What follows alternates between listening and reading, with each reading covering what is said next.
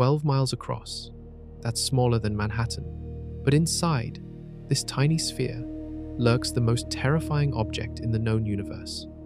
A magnetar contains more mass than our entire sun, crushed into a space you could drive across in 20 minutes. Its magnetic field could erase every credit card on Earth from halfway to the moon. One sugar cube of its material weighs as much as Mount Everest. When it gets angry, it releases more energy in 1/10 of a second than our sun produces in 100,000 years. If you enjoy learning about these cosmic monsters, hit that like button and subscribe for more mind-bending space content. Prepare yourselves. We begin our journey into the impossible. 25 times more massive than our sun, a giant star reaches the end of its life in the constellation Cassiopeia. For millions of years, this stellar behemoth has been locked in an epic battle between two fundamental forces. Nuclear fusion pushes outward with the power of billions of hydrogen bombs exploding every second. Gravity pulls inward with crushing, relentless force. Today, gravity wins. The star's core runs out of fuel in less than a second. Without the outward pressure from fusion, gravity collapses 20 solar masses worth of matter into a sphere just 12 miles wide. To understand how extreme this compression is, imagine taking every single person on Earth and crushing them into a space the size of a marble. Now, multiply that by a trillion. The collapse happens so fast that the outer layers of the star don't even know what's happening yet. They're still falling inward when they smash into the newly formed core at 30,000 miles per second. The collision creates a shockwave that rips through space with the power of 10 billion suns. But something strange happens during this cosmic catastrophe. The collapsing star had been spinning slowly, maybe once every few days. As it shrinks, the laws of physics demand that it spins faster, like a figure skater pulling in their arms. The dying star's rotation acts on Earth's magnetic field. If you place this object at the distance of our moon, it would strip the iron from your blood. Scientists first discovered these monsters in the 1970s, when Soviet spacecraft detected mysterious bursts of gamma radiation. The signals were so intense, they overwhelmed every detector on both Venus probes. For years, nobody knew what could produce such incredible outbursts of energy. The truth turned out to be far stranger than anyone imagined. Only about 30 confirmed magnetars exist in our galaxy out of billions of stars. They represent the most extreme outcome possible when a massive star dies. Most stellar deaths produce regular neutron stars or black holes. But when conditions align perfectly, the right mass, the right rotation speed, the right magnetic field strength, Fe, nature creates something far more terrifying. These cosmic beasts live fast and die young. Their incredible magnetic fields contain so much energy that they literally tear themselves apart over 10,000 years. During their brief lifetimes, they randomly erupt with violence that can be detected from billions of light years away. The magnetar's surface temperature reaches 18 million degrees Fahrenheit. That's 3 times hotter than the core of our Sunday. But this heat isn't left over from the star's death. The magnetar generates this temperature continuously by converting magnetic energy into thermal energy. It's literally cooking itself from the inside out.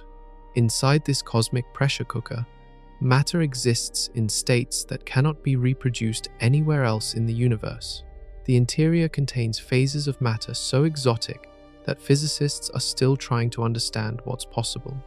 Some regions may contain free quarks, the fundamental particles that normally remain forever locked inside protons and neutrons. But understanding what happens inside a magnetar means taking a journey into realms where the normal rules of physics break down completely. What we discover there will challenge everything we thought we knew about matter, energy, and the limits of reality itself. The battle that creates a magnetar begins 10 million years before the star dies. Deep in the core of a massive star, nuclear fusion burns hydrogen into helium, releasing energy that keeps gravity at bay. But fusion is a losing game. Every second, the star burns 4 million tons of hydrogen, gradually building up heavier elements in its core. First comes helium, burning at 100 million degrees. When the helium runs out, carbon ignites at 600 million degrees. Then, oxygen at 1 billion degrees. Each new fuel burns hotter and faster than the last, but also runs out quicker.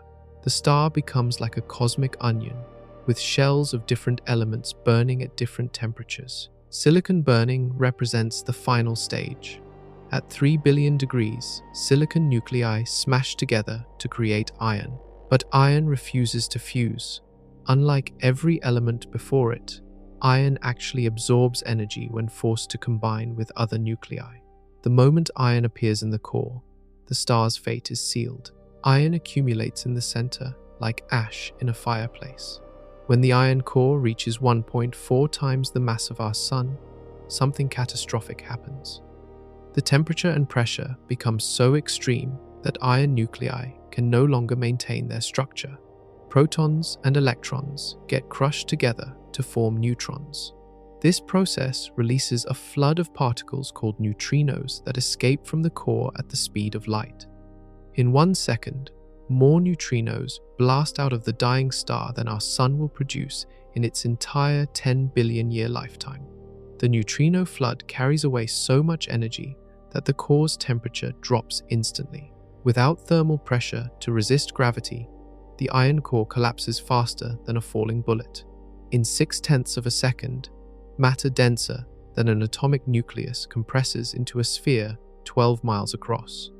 The density becomes so extreme that a teaspoon of this material would weigh 6 billion tons on Earth. The collapse stops only when the neutrons themselves refuse to be compressed further.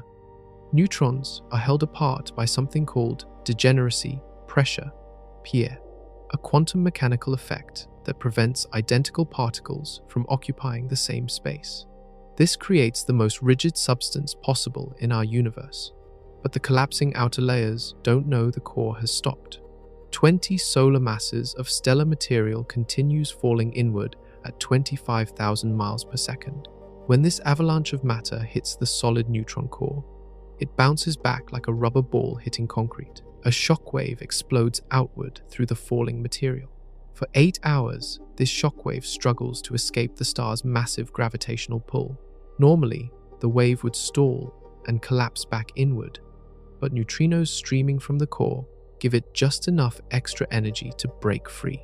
The outer layers explode into space as a supernova, visible from billions of light years away. But the real show is happening in the core. During the collapse, conservation of angular momentum spins the neutron star up to incredible speeds. A star that once rotated every few days now spins hundreds of times per second.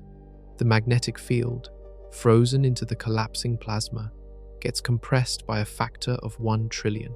If the conditions are exactly right, if the rotation speed falls between 100 and 1000 revolutions per second, if the magnetic field exceeds certain critical thresholds, a dynamo effect kicks in.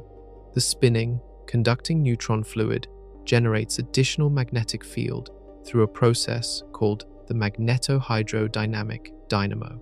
This amplifies the already enormous magnetic field by another factor of 1000. The result is a magnetar with field strengths reaching 100 trillion times Earth's magnetic field. Only 1 in 10 supernovas creates a magnetar instead of a regular neutron star. The universe has just given birth to the most dangerous object possible without creating a black hole. Picture the exact moment when physics breaks. It happens 1 second after the stellar core begins collapsing, when protons and electrons can no longer exist as separate particles. The temperature reaches 100 billion degrees.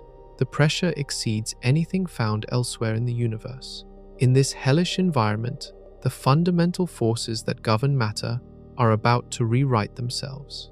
Under normal conditions, protons and electrons maintain their distinct identities through electromagnetic force.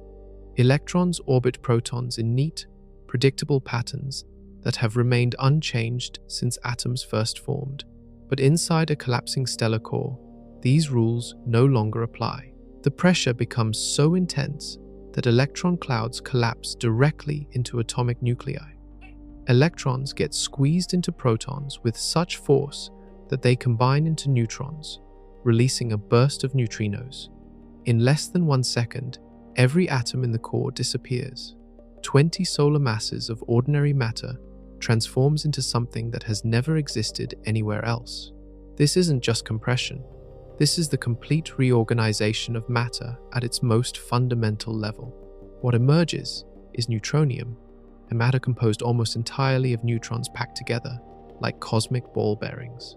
The density reaches 500 trillion grams per cubic centimeter. To put this in perspective, imagine compressing all the mass of every human being on Earth into a sphere the size of a sugar cube. But neutronium is just the beginning. As the collapse continues, even stranger things happen.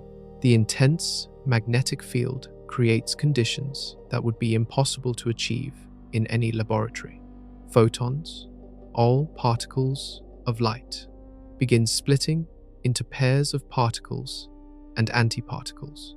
The vacuum of space itself becomes polarized, acting like a crystal that bends light in impossible ways. At magnetic field strengths above the quantum critical threshold, atoms can no longer maintain their normal spherical shape. Instead, they stretch into thin cylinders, becoming 200 times narrower than normal but maintaining the same mass.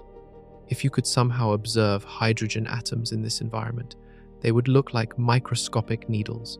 The magnetic field becomes so strong that it affects the fabric of space-time itself. Einstein's equations predict that intense magnetic fields should warp space and time, creating regions where the normal geometry of the universe breaks down.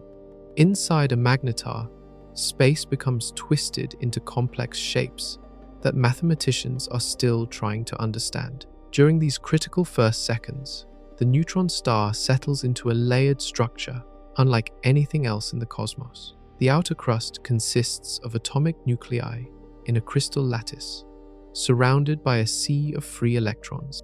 But these aren't normal nuclei and neutron-rich isotopes that would instantly decay if they existed anywhere else. Deeper inside, atomic nuclei begin to merge into increasingly exotic shapes.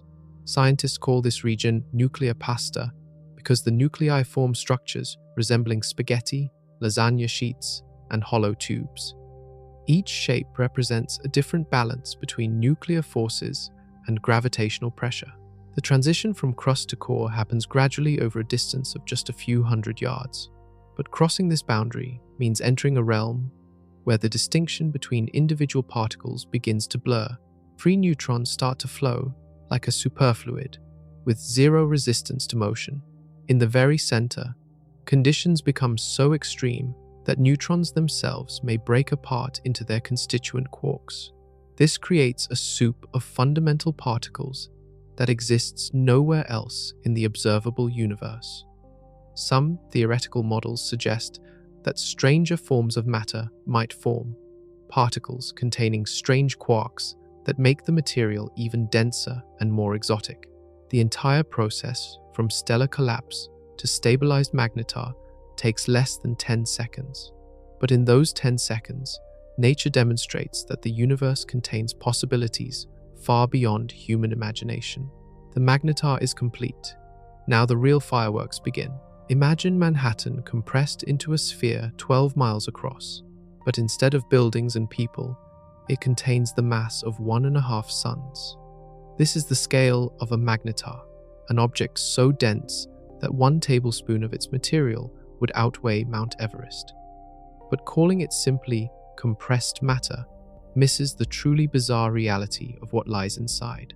The magnetar's structure resembles an onion made of increasingly exotic materials. The outermost layer forms a solid crust about 1/2 mile thick, composed of atomic nuclei arranged in a perfect crystal lattice. But these aren't ordinary atoms. The intense gravitational field creates nuclei with extreme neutron to proton ratios that would be completely unstable anywhere else in the universe. Near the surface, nuclei like iron-56 exist in relative normalcy, but as you descend through the crust, the nuclei become increasingly neutron-rich. Iron 70, Iron 80, Iron 90, isotopes that would decay in microseconds on Earth remain stable under the magnetar's crushing pressure. The crystalline structure creates the hardest solid material known to exist.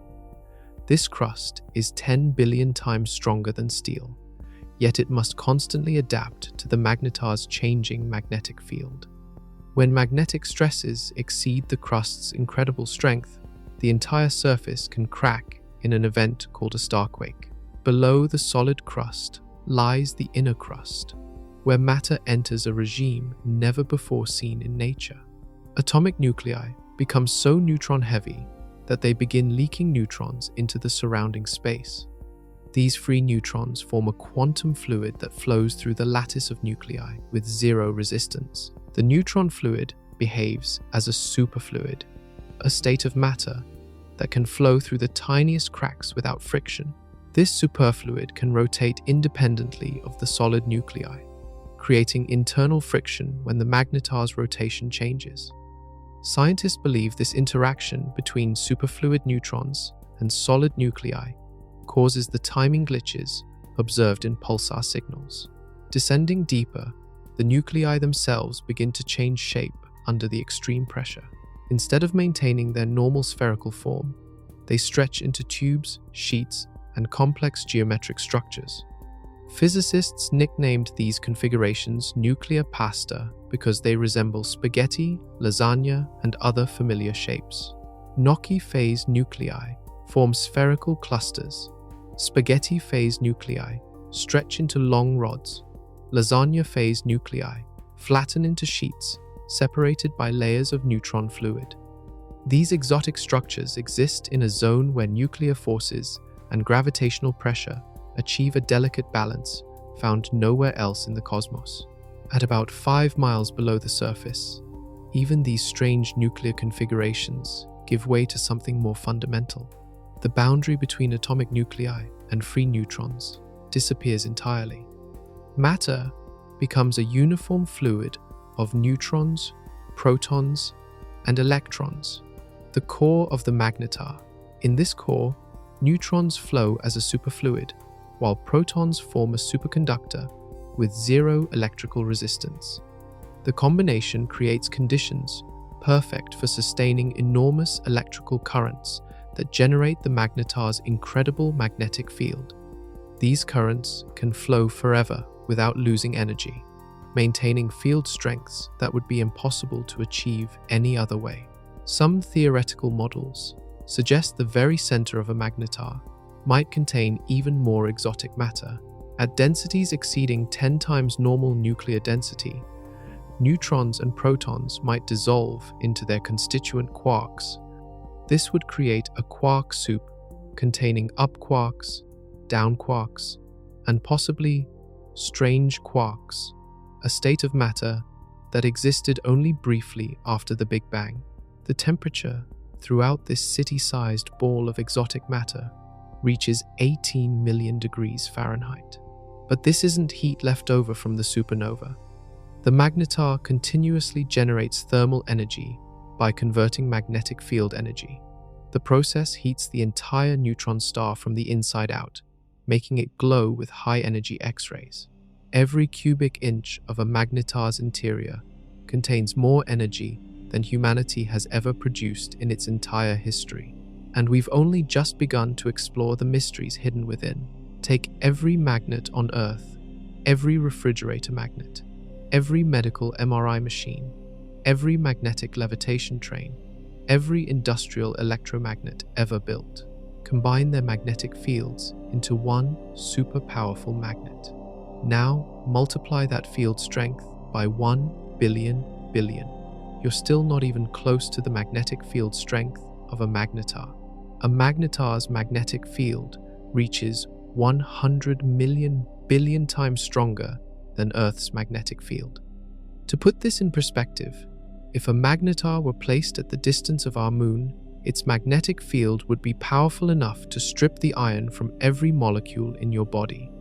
From 600 miles away, the magnetic forces would kill you instantly by disrupting the electrical activity in your brain and heart. But these numbers, staggering as they are, barely hint at the true strangeness of magnetar magnetism. At these field strengths, the universe itself begins to behave differently. The magnetic field becomes strong enough to affect the quantum vacuum, the supposedly empty space between particles. Virtual particle pairs that normally appear and disappear without effect become influenced by the intense magnetism. The vacuum becomes birefringent, like a crystal that splits light into different colors depending on its polarization. Photons traveling through this magnetized vacuum experience something that should be impossible. They can split into two separate photons, or merge with other photons to become gamma rays. Light itself becomes unstable in the presence of such extreme magnetism. The magnetic field also warps atoms into unrecognizable shapes. Hydrogen atoms, normally spherical clouds of electron probability, stretch into thin cylinders 200 times narrower than normal. The magnetic force overwhelms the electromagnetic force that normally determines atomic structure, creating atomic needles that exist nowhere else in the universe. Even more remarkably, the magnetic field stores an enormous amount of energy, more energy than our sun will produce in its entire 10 billion year lifetime. This energy exists in the form of magnetic field lines that twist and tangle through the magnetar's interior and surrounding space like cosmic spaghetti. The source of these incredible magnetic fields remains one of the greatest mysteries in astrophysics. During the stellar collapse that creates a magnetar, magnetic field lines become frozen into the conducting neutron fluid. As the star shrinks from thousands of miles across to 12 miles across, the magnetic field gets compressed by factors of trillions. But compression alone cannot explain magnetar field strengths. Something else must amplify the magnetic field during or shortly after the neutron star's formation.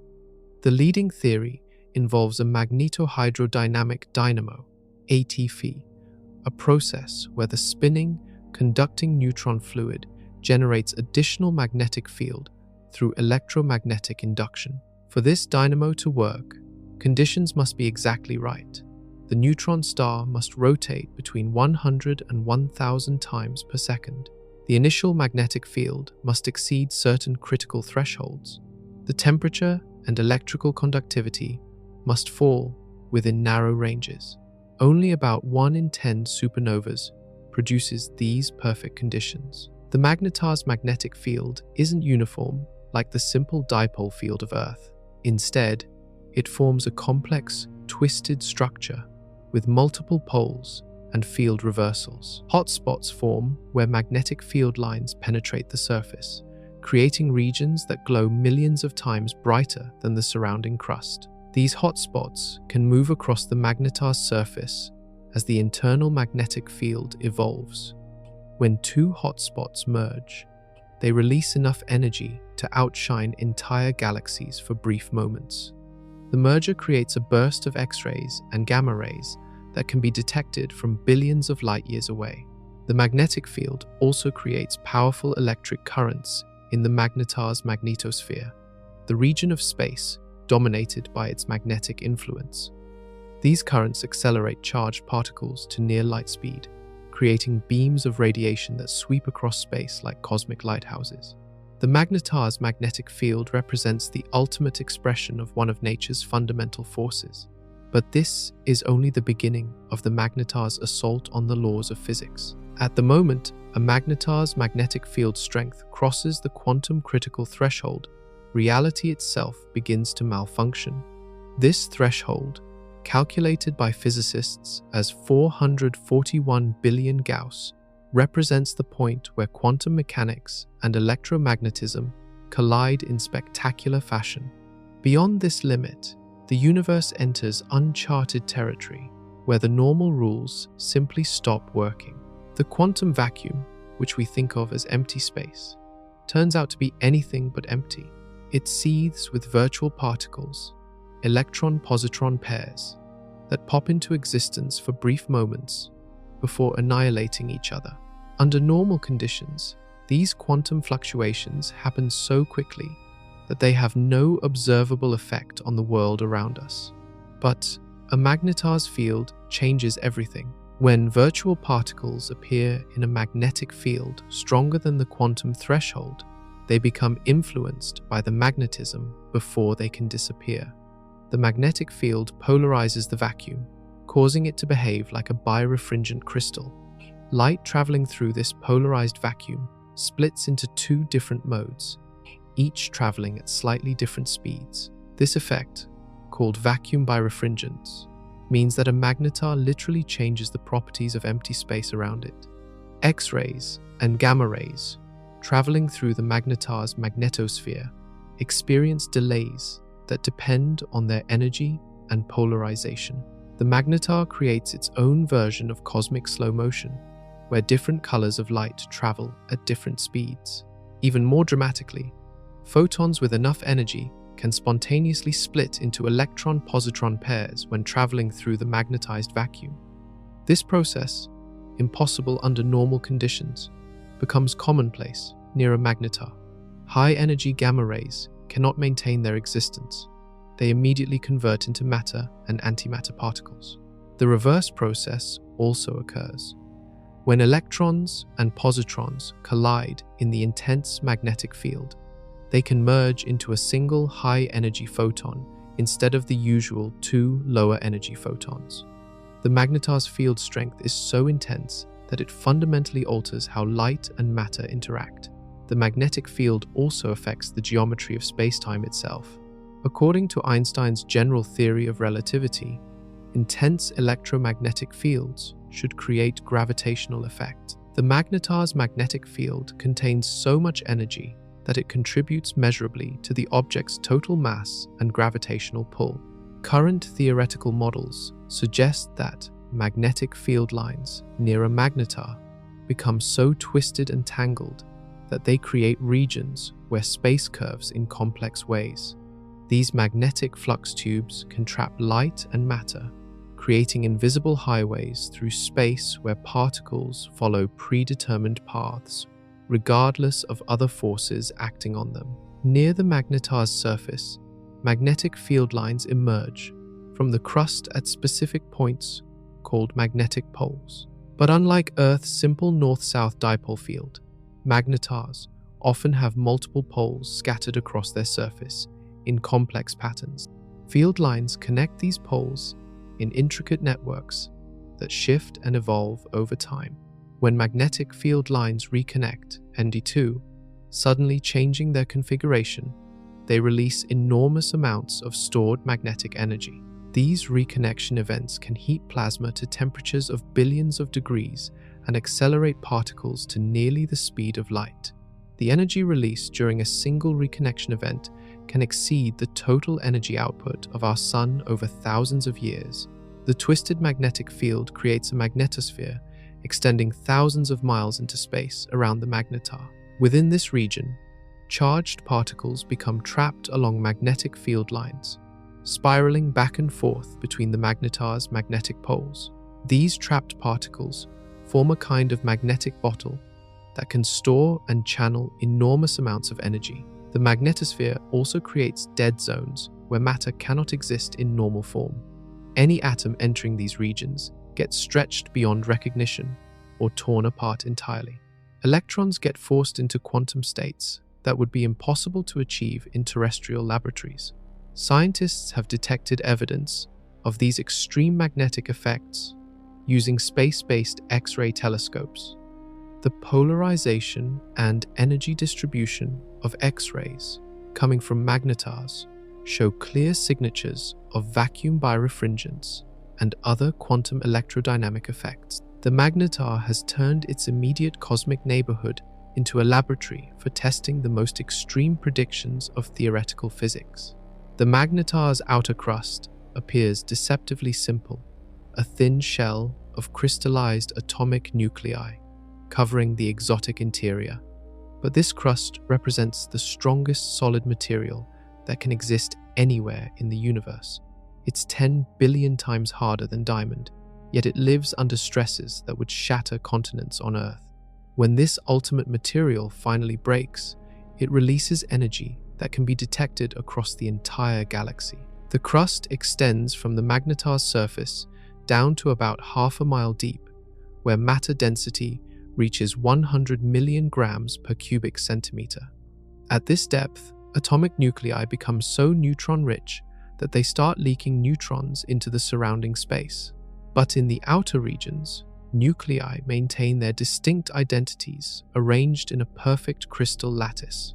This crystalline structure forms under conditions that would be impossible to reproduce anywhere else. The gravitational pressure compressing the crust exceeds the pressure at Earth's core by factors of billions. Yet the crystal maintains perfect geometric order across distances of miles, creating the largest single crystal structures ever formed. The magnetic field threads through this crystal lattice like cosmic rebar, providing additional structural support while simultaneously creating enormous internal stresses. The field's strength varies by factors of millions across different regions of the crust, creating pressure gradients that would instantly vaporize any terrestrial material. As the magnetar ages, its magnetic field slowly evolves and changes configuration. Field lines twist and untwist as electrical currents deep in the core shift over time. These changes propagate upward through the neutron star's interior, eventually reaching the solid crust, where they create mechanical stress. The crust can withstand stresses equivalent to supporting the weight of Mount Everest on every square inch of surface. But eventually, the accumulated magnetic stress exceeds even this incredible strength limit. Magnetar SGR 1806-20 released more energy in 1/10 of a second than our Sun produces in 100,000 years. The burst was so intense that it temporarily blinded every X-ray and gamma-ray detector in the solar system. This starquake cracked the magnetar's crust across an area larger than North America. The fracture shifted the surface by several feet, a tiny distance by human standards, but enormous for an object where matter is compressed to nuclear density. The sudden rearrangement of mass changed the magnetar's moment of inertia enough to alter its rotation period permanently. When the crust cracks, it doesn't just release mechanical energy. The breaking crystal lattice severs magnetic field lines that have been locked in place for years. These field lines carry enormous amounts of stored magnetic energy that gets released instantaneously when the structural support disappears. The liberated magnetic energy heats the fracture zone to billions of degrees, creating a fireball of plasma that erupts from the magnetar's surface. This plasma expands at significant fractions of light speed, carrying magnetic field lines along with it. The expanding fireball shines with the brilliance of 10,000 suns, emitting primarily X-rays and gamma rays. The starquake also launches seismic waves through the magnetar's interior. These neutron star earthquakes travel through matter so dense that their speed approaches significant fractions of light speed. When seismic waves reflect off the boundary between the crust and core, they can trigger secondary fractures and additional energy releases. Most remarkably, starquakes can change the magnetar's magnetic field configuration permanently. The crustal fracture allows magnetic field lines to reconnect in new patterns, sometimes creating additional magnetic poles or shifting the location of existing ones. The crust that protects the magnetar's interior can become its most dangerous weapon. Below the crystalline crust lies a realm where individual atoms cease to exist. Here, in the magnetar's inner crust and core, matter exists as a fluid of pure neutrons, protons, and electrons, the fundamental building blocks of atomic nuclei, liberated from their normal constraints. The pressure in this region exceeds anything found elsewhere in the observable universe, creating conditions where the distinction between liquid and solid becomes meaningless. The transition from solid crust to neutron fluid happens gradually over a distance of a few hundred yards. As you descend through the inner crust, atomic nuclei become increasingly neutron-rich until they can no longer hold their excess neutrons. These liberated neutrons form droplets, then streams. then rivers of quantum fluid that flow between the remaining nuclei.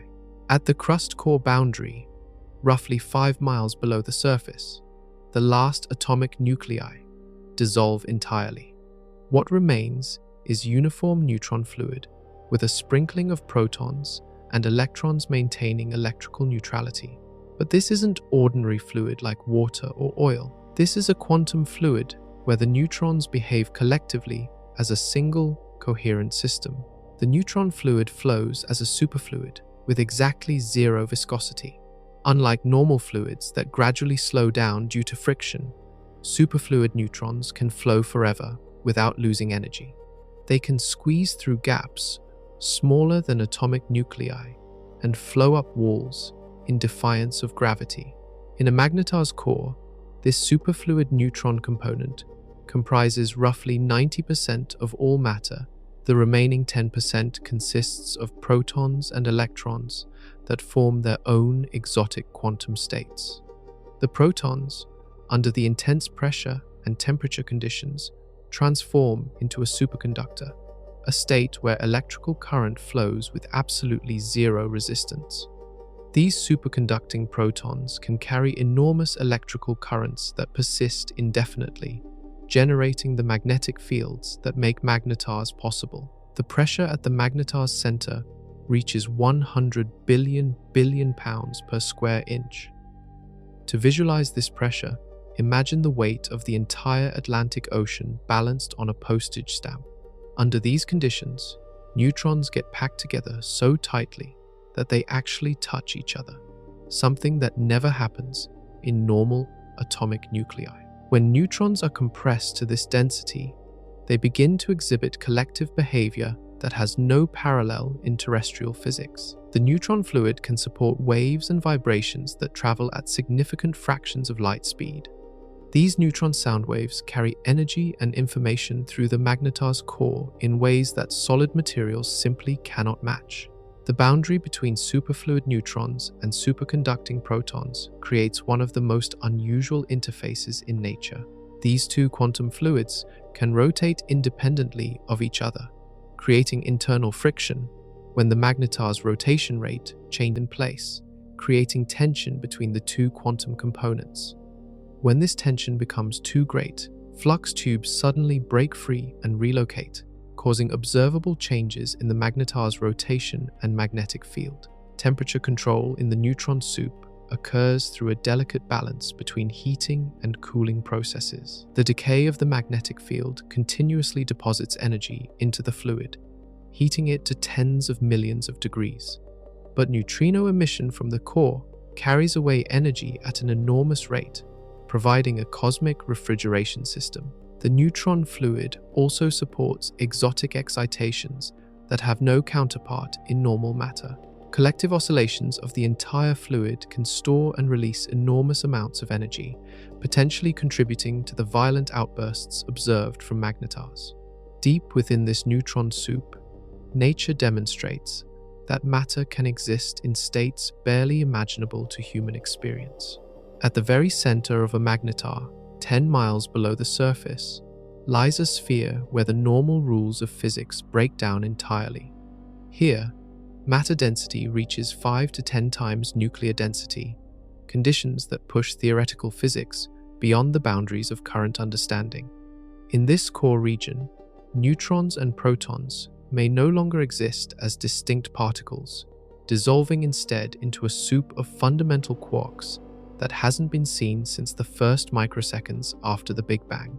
Nuclear physics tells us that protons and neutrons are composite particles made of smaller constituents called quarks. Under normal conditions, quarks remain permanently confined within protons and neutrons by the strong nuclear force.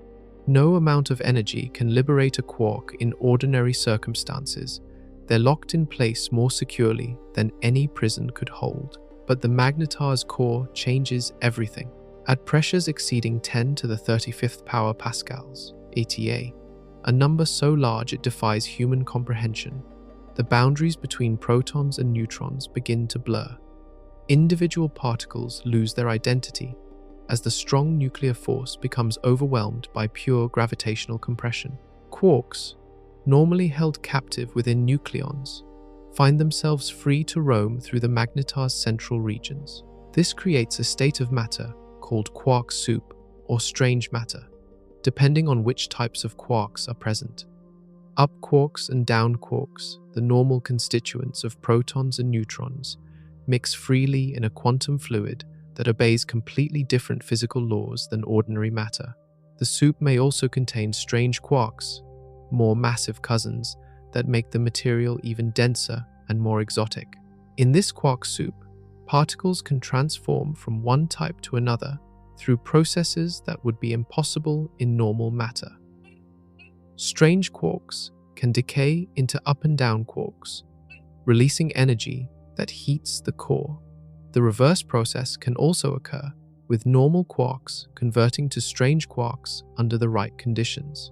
Some theoretical models suggest the core might contain even more exotic phases of matter. Color superconductivity, AS, a state where quarks form pairs similar to electrons in superconductors, could create regions with properties unlike anything observed in nature.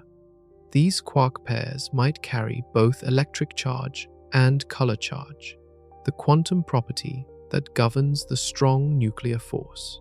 The temperature in the core reaches 100 million degrees Kelvin, hot enough to fuse any known atomic nuclei instantly. But temperature becomes almost meaningless at these densities. The thermal energy represents only a tiny fraction of the total energy density, which is dominated by the degeneracy pressure of the quark fluid and the enormous magnetic field energy. Speaking of magnetic fields, the core region contains field strengths that approach the theoretical maximum possible in our universe. At the very center, magnetic field strength may reach 10 to the 18th Gauss, a value so extreme that it could theoretically cause spacetime itself to become unstable. The core also supports oscillation modes that can shake the entire magnetar. When the quark soup undergoes phase transitions or develops instabilities, the resulting vibrations can propagate through the neutron star at near light speed. These core oscillations may be responsible for some of the quasi-periodic signals observed from magnetars during their most violent outbursts. Rotation in the core becomes equally exotic. The quark soup can rotate independently of the outer layers, creating differential rotation that stores enormous amounts of energy. When this differential rotation becomes unstable, it can transfer energy outward through the magnetar's layers, ultimately powering surface eruptions. The boundary between the core and the overlying neutron fluid remains poorly understood. The transition from quark soup to nucleon matter might happen gradually over several miles, or it could occur hidden beneath the magnetar's neutron soup lies an invisible network of energy highways more advanced than anything human technology has ever achieved. These pathways, formed by superconducting protons and quantum flux tubes, carry electrical currents so powerful they could supply Earth's energy needs for millions of years without losing a single watt to resistance. Superconductivity on a magnetar operates on a scale that makes terrestrial superconductors look like children's toys. On Earth, the most advanced superconducting magnets require cooling to within a few degrees of absolute zero and can barely maintain field strengths of 20 Tesla. Inside a magnetar, protons become superconducting at temperatures of 50 million degrees, while supporting magnetic fields of 100 million Tesla. The secret lies in the extreme density of the magnetar's core. When protons get compressed to densities 5 times greater than atomic nuclei, they begin forming Cooper pairs, the quantum mechanical binding that enables superconductivity. But these aren't ordinary Cooper pairs. The binding energy between protons becomes so strong that superconductivity persists at temperatures that would vaporize any known material. These superconducting protons form a 3-dimensional network throughout the magnetar's core and inner crust. Electric currents flow along this network in closed loops that can persist for millions of years without decay. Each current loop generates its own magnetic field, and the combination of millions of loops creates the magnetar's overall field structure. The current density in these superconducting highways reaches values that would instantly vaporize copper wire. A single cubic centimeter of superconducting proton matter carries enough electrical current to power a large city. Multiply this by the volume of the entire magnetar core, and the total current flow approaches the output of entire stars. But the most remarkable feature of this superconducting network is its ability to store and transport magnetic flux in quantized units. The magnetic field doesn't flow through the superconductor uniformly. Instead, it gets organized into tiny flux tubes, each carrying exactly 1 quantum unit of magnetic flux. These flux tubes behave like microscopic tornadoes of magnetic field, threading through the superconducting medium in neat parallel arrays.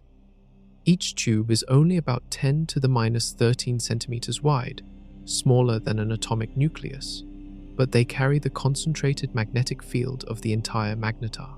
The flux tubes create a kind of magnetic superhighway system. When the magnetar's magnetic field needs to change configuration, flux tubes can move through the superconductor, carrying their magnetic flux from one region to another. This flux transport allows the magnetar to evolve its magnetic field structure over time without violating the laws of superconductivity. The interaction between flux tubes and the neutron superfluid creates some of the most exotic physics imaginable. Neutron vortices, whirlpools in the superfluid neutron component, can link with magnetic flux tubes to form complex braided structures. When these linked vortices move, they can transfer angular momentum between the neutron superfluid and the superconducting protons. This coupling between rotation and magnetism may explain how magnetars can suddenly change their spin rate during outbursts. When flux tubes break free from their pinning sites in the superconductor, they can rapidly redistribute throughout the core, transferring angular momentum and changing the magnetar's rotation period by measurable amounts. The superconducting current system also provides a mechanism for storing enormous amounts of magnetic energy. Each current loop acts like an inductor in an electrical circuit, but with energy storage capacity that exceeds anything achievable with conventional technology. The total magnetic energy stored in a magnetar's superconducting current system equals the mass energy of several mountain ranges. When these current systems become unstable, they can release their stored energy in catastrophic fashion. Current loops can suddenly reconfigure, dumping magnetic energy into the surrounding matter and heating regions of the core to billions of degrees. This energy release propagates outward through the magnetar's layers, ultimately powering the violent surface eruptions that make magnetars detectable across the galaxy. The magnetar has essentially evolved into a living superconducting electromagnet powered by the fundamental forces of quantum mechanics. In the crushing magnetic fields surrounding a magnetar, the atoms that make up ordinary matter undergo transformations so radical they become unrecognizable. Hydrogen atoms, normally spherical clouds of electron probability, stretch into needle-like structures 200 times thinner than their normal width. This isn't science fiction. It's the inevitable result of magnetic forces so powerful they overwhelm the electromagnetic forces that normally determine atomic structure. Under normal conditions, atoms maintain their shape through a balance between electromagnetic attraction and quantum mechanical effects. Electrons orbit atomic nuclei in precisely defined energy levels, creating the spherical or dumbbell-shaped electron clouds familiar from chemistry textbooks.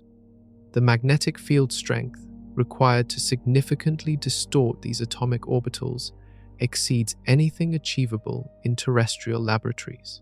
But magnetars shatter these limitations completely. When the magnetic field strength exceeds 10,000 Tesla IM, already stronger than the most powerful magnets on Earth, IM, hydrogen atoms begin to noticeably elongate along the direction of the magnetic field.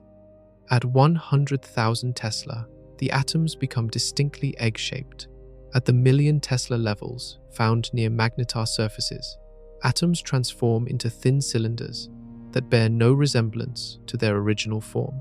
The transformation occurs because magnetic forces can compete directly with the electromagnetic forces that bind electrons to nuclei. In a sufficiently strong magnetic field, electrons become confined to tight spirals around magnetic field lines. Their motion perpendicular to the field gets quantized into discrete energy levels called Landau levels, while motion parallel to the field remains unrestricted. This creates atoms that are essentially one-dimensional objects, thin needles of electron probability extending along magnetic field lines. A hydrogen atom in a magnetar's field becomes 200 times longer than normal, while maintaining roughly the same total volume. The electron spends most of its time in a narrow tube around the magnetic field line, occasionally spiraling in tight circles perpendicular to the field direction. The chemical properties of these needle-shaped atoms differ dramatically from normal matter. Atomic bonds that depend on spherical electron orbitals become impossible. Instead, atoms can only bond along the direction of the magnetic field, creating chains and filaments of matter rather than the three-dimensional crystal structures found on Earth. Even more remarkably, the magnetic field affects different types of atoms differently. Hydrogen atoms, with their single electron, elongate into simple needles.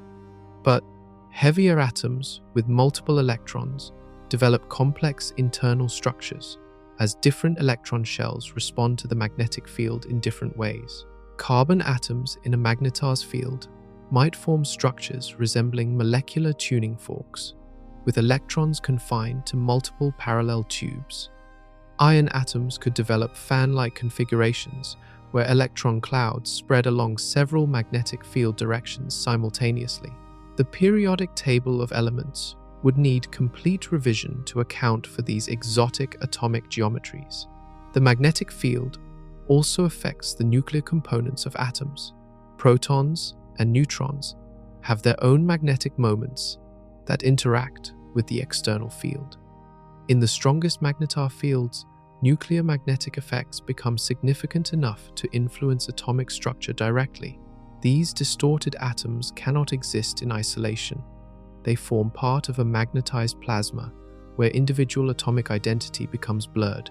Free electrons spiral along magnetic field lines at near relativistic speeds, while atomic nuclei get trapped in magnetic bottles formed by field line convergence. The needle-shaped atoms create a medium with highly directional properties. Light polarized parallel to the magnetic field travels differently than light polarized perpendicular to it. This creates the vacuum birefringence effect that astronomers use to measure magnetar field strengths. When these distorted atoms undergo radioactive decay or other nuclear processes, the products emerge preferentially along the magnetic field direction. This creates jets and beams of particles that follow magnetic field lines, contributing to the collimated outflows observed from magnetars. The transformation of atoms into needles represents just the beginning of the magnetic field's assault on normal matter. At even higher field strengths, atoms may cease to exist entirely, replaced by exotic states of matter that exist nowhere else in the observable universe. In the magnetar's domain, even the most fundamental building blocks of chemistry bow to the supreme power of magnetism. Deep inside a magnetar, a cosmic generator has been running continuously for thousands of years without any external power source. This natural dynamo converts the neutron star's rotational energy and thermal energy into magnetic field strength. Through processes so efficient, they put human engineering to shame. The magnetohydrodynamic dynamo, operating in a magnetar's core, represents the ultimate expression of electromagnetic induction scaled up to stellar proportions. The dynamo process begins with the magnetar's three distinct fluid components: superconducting protons, superfluid neutrons, and relativistic electrons. Each of these fluids can move independently, creating differential rotation and complex flow patterns throughout the neutron star's interior. When conducting fluids move through magnetic fields, They generate electric currents through the same principle that powers electric generators on Earth. But the magnetar's dynamo operates under conditions impossible to replicate in any laboratory. The conducting fluids have essentially zero electrical resistance, allowing currents to flow without energy loss. The magnetic field strengths reach values where the field energy density exceeds the mass energy density of the fluid itself, and the rotation rates, while slow by neutron star standards, still correspond to surface velocities of thousands of miles per hour. The dynamo's power source comes from multiple energy reservoirs within the magnetar. Rotational energy provides the primary fuel, S, the neutron star spins. Differential rotation between fluid components creates shear flows that can generate magnetic field through dynamo action. Thermal energy also contributes, as temperature gradients drive convective flows that enhance the dynamo effect. The most efficient dynamo processes occur at the boundary between the neutron star's core and inner crust. In this region, superconducting protons interact with the neutron superfluid through magnetic coupling. When the neutron superfluid rotates faster than the proton superconductor, it drags magnetic flux tubes along, generating electric fields that drive additional currents. These currents flow in complex, three-dimensional patterns throughout the magnetar's interior. Unlike simple dipole fields that decrease smoothly with distance, magnetar fields often show multipole structure, with hotspots and field reversals scattered across the surface. This complexity arises from the turbulent nature of the dynamo process itself. Computer simulations of magnetar dynamos reveal a chaotic system where magnetic field lines constantly twist, merge, and reconnect. The magnetic field configuration can change dramatically over timescales of months or years as the internal dynamo responds to changing conditions.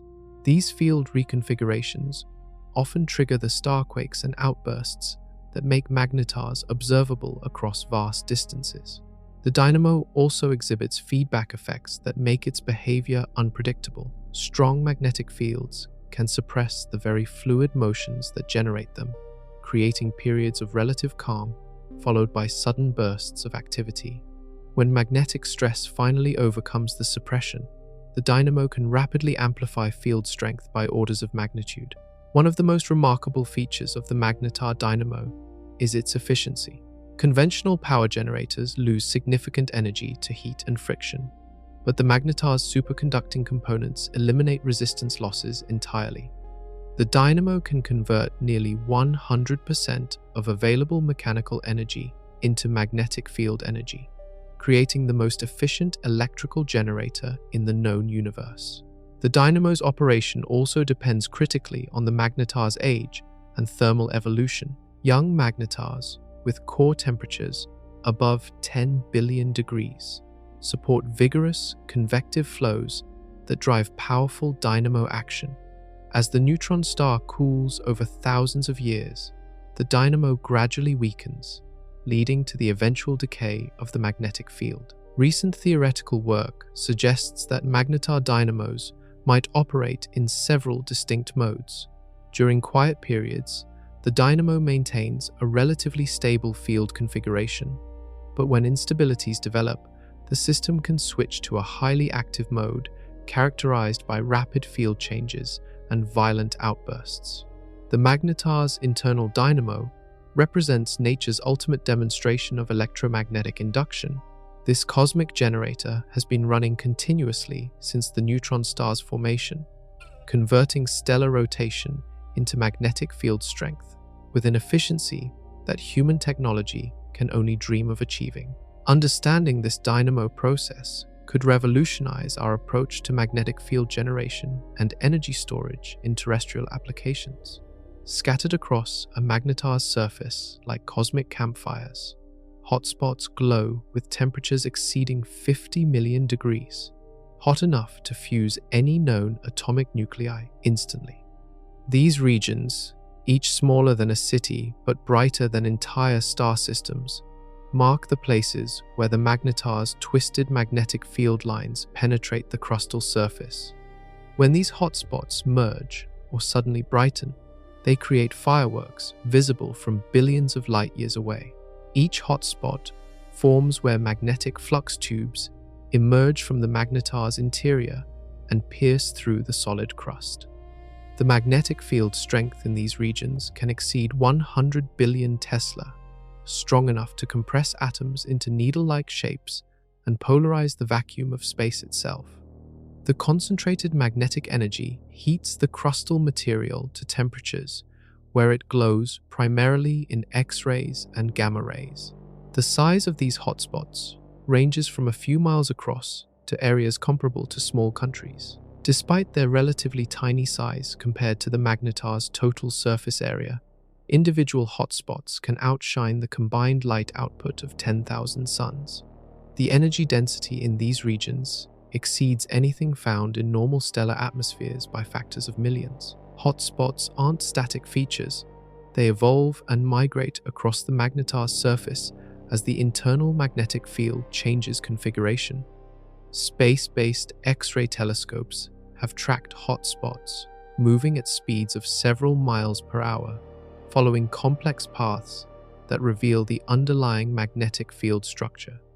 Some hotspots appear suddenly during outbursts, while others fade gradually over periods of months or years. The most spectacular events occur when two or more hotspots merge together. The collision between separate magnetic flux systems releases enormous amounts of stored magnetic energy in seconds or minutes. During one such merger, observed on Magnetar SGR 1830-0645, the combined hotspot brightened by a factor of 100, briefly becoming one of the brightest X-ray sources in our galaxy. The extreme conditions in hotspots create physics laboratories impossible to duplicate on Earth. The magnetic field strength approaches the quantum critical threshold, where photons can spontaneously split into electron-positron pairs. The thermal energy density reaches values where matter and antimatter creation becomes a continuous process rather than a rare quantum fluctuation. Hotspots also serve as particle accelerators, more powerful than any human-built machine. Charged particles get trapped along magnetic field lines and accelerated to near-light speeds by the intense electric fields generated through magnetic reconnection. These relativistic particles create beams of synchrotron radiation that can be detected across intergalactic distances. The temperature profile within a hotspot shows extreme gradients over very short distances. The central regions, where magnetic field lines are most concentrated, reach temperatures approaching 100 million degrees. But just a few miles away, the magnetar's surface temperature drops to the relatively cool value of 10 million degrees. This temperature structure creates convective flows and plasma instabilities that make hotspots dynamic, ever-changing features. Hot plasma rises from the interior while cooler material sinks, creating circulation patterns that redistribute magnetic flux and thermal energy. These convective motions can trigger secondary heating events that cause hotspots to flare unpredictably. The light emission from hotspots provides astronomers with direct observational evidence of the extreme physics operating on magnetar surfaces. The X-ray spectrum shows characteristic features that reveal magnetic field strength, temperature, and the exotic states of matter present in these regions. Polarization measurements confirm that light passing through hotspot atmospheres experiences vacuum, birefringence, and other quantum electrodynamic effects. Recent observations have revealed that some magnetars have hotspots that persist for years or decades, while others show rapidly evolving patterns, with hotspots appearing and disappearing on timescales of days. This diversity suggests that different magnetars may have fundamentally different internal magnetic field configurations. The study of hotspot evolution has become a new frontier in understanding how magnetar magnetic fields evolve over time. Each hotspot represents a window into the magnetar's interior, providing clues about the dynamo processes and magnetic field generation mechanisms operating deep within these cosmic monsters. When hotspots collide, they demonstrate that even the most extreme objects in the universe continue to surprise us with their violent beauty. On December 27, 2004, at 9:05 p.m. Greenwich Mean Time, every gamma-ray detector in the solar system went blind. A magnetar located 50,000 light-years away had just experienced the most violent explosion observed in recorded history. In 1/10 of a second, this city-sized object released more energy than our sun will produce in the next 100,000 years. The explosion began with a crack in the magnetar's crust, barely visible to the naked eye. After years of slowly building magnetic stress, a fault line developed in the crystalline surface material. The initial fracture propagated across thousands of square miles in milliseconds, releasing gravitational binding energy equivalent to a magnitude 10 earthquake. But the mechanical energy represented only the beginning. When the crystal lattice cracked, it severed magnetic field lines that had been anchored in the crust for years. These field lines contained enormous amounts of stored magnetic energy, enough to power human civilization for billions of years. All of this energy got released in a matter of seconds. The liberated magnetic energy instantly heated the fracture zone to temperatures exceeding 10 billion degrees. At these temperatures, any form of matter gets converted to plasma, a state where atomic nuclei and electrons exist as separate, highly energetic particles. The plasma expanded from the magnetar's surface at 20% of light speed, carrying magnetic field lines along in a phenomenon called magnetic field line inflation. The expanding fireball created a blister of superheated plasma extending thousands of miles above the magnetar's surface. Within this fireball, the burst produced by this explosion saturated detectors on spacecraft throughout the solar system. The International Space Station's instruments recorded radiation levels 100 times higher than normal background. Even spacecraft on the far side of the solar system detected the event clearly.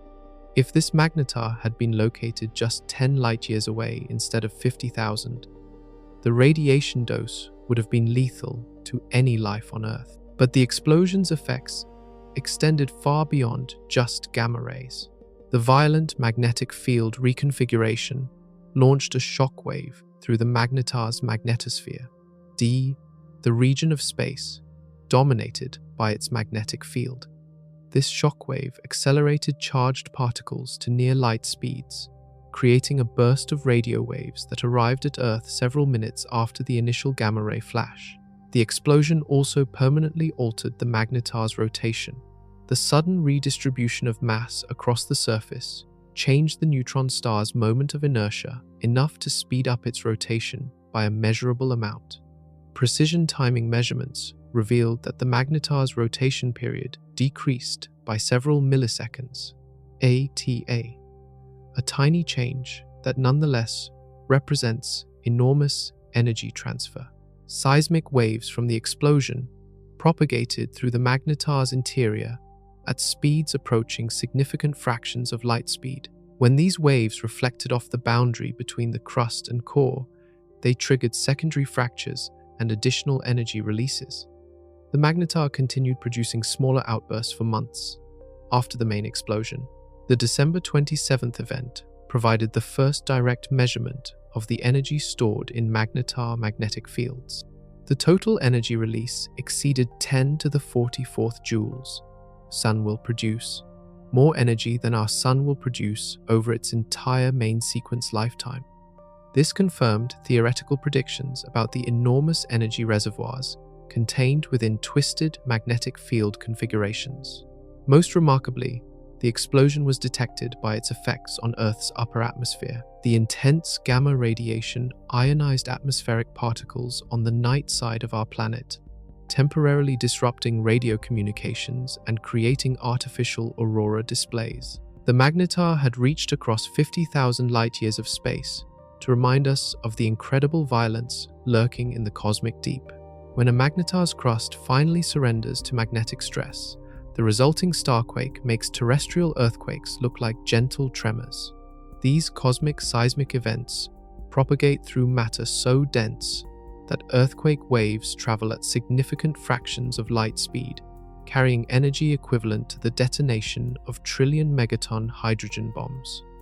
The December 27, 2004 starquake from SGR 1806-20 was detected by seismic instruments on Earth, despite occurring 50,000 light-years away. The magnetar's crust exists in a state of perpetual stress that would instantly shatter any terrestrial material. Magnetic field lines, anchored in the crystalline surface, create twisting forces equivalent to supporting the weight of Mount Everest on every square inch.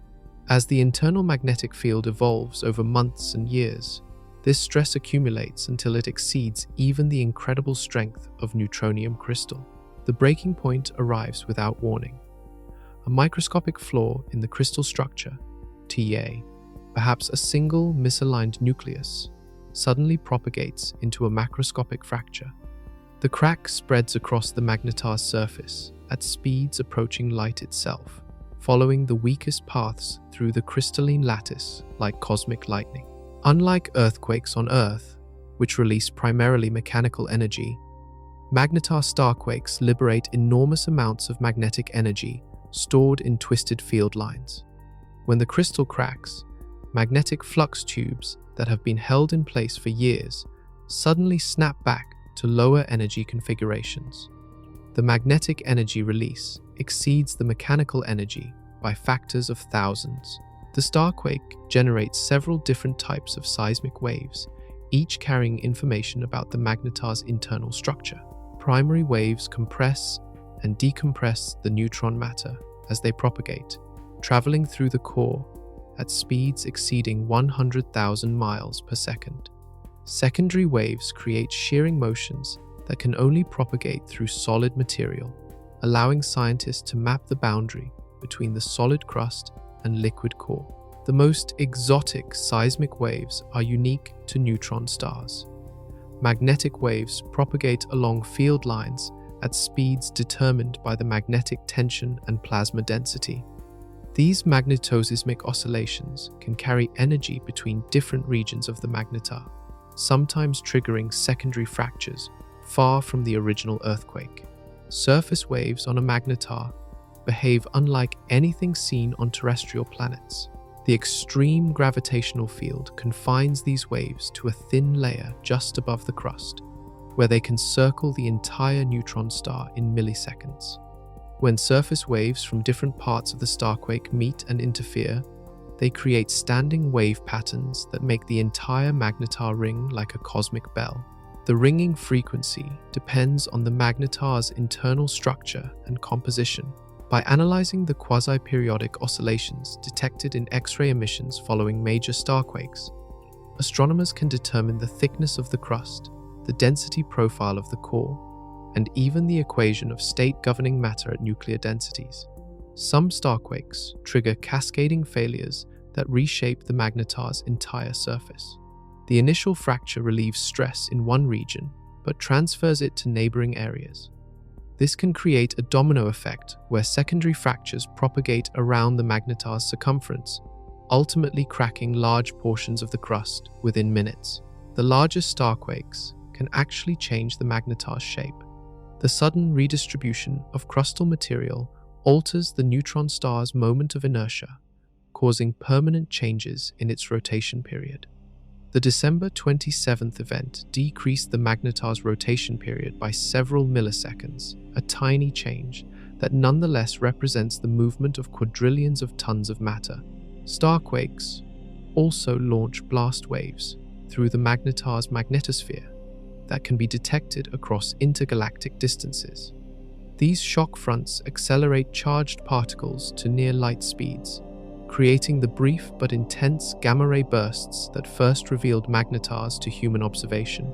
Recent computer simulations suggest that the most powerful starquakes might even trigger changes in the magnetar's core. Seismic waves reflecting off the crust core boundary could disrupt the delicate balance of quantum fluids in the interior, potentially triggering core oscillations that persist for months.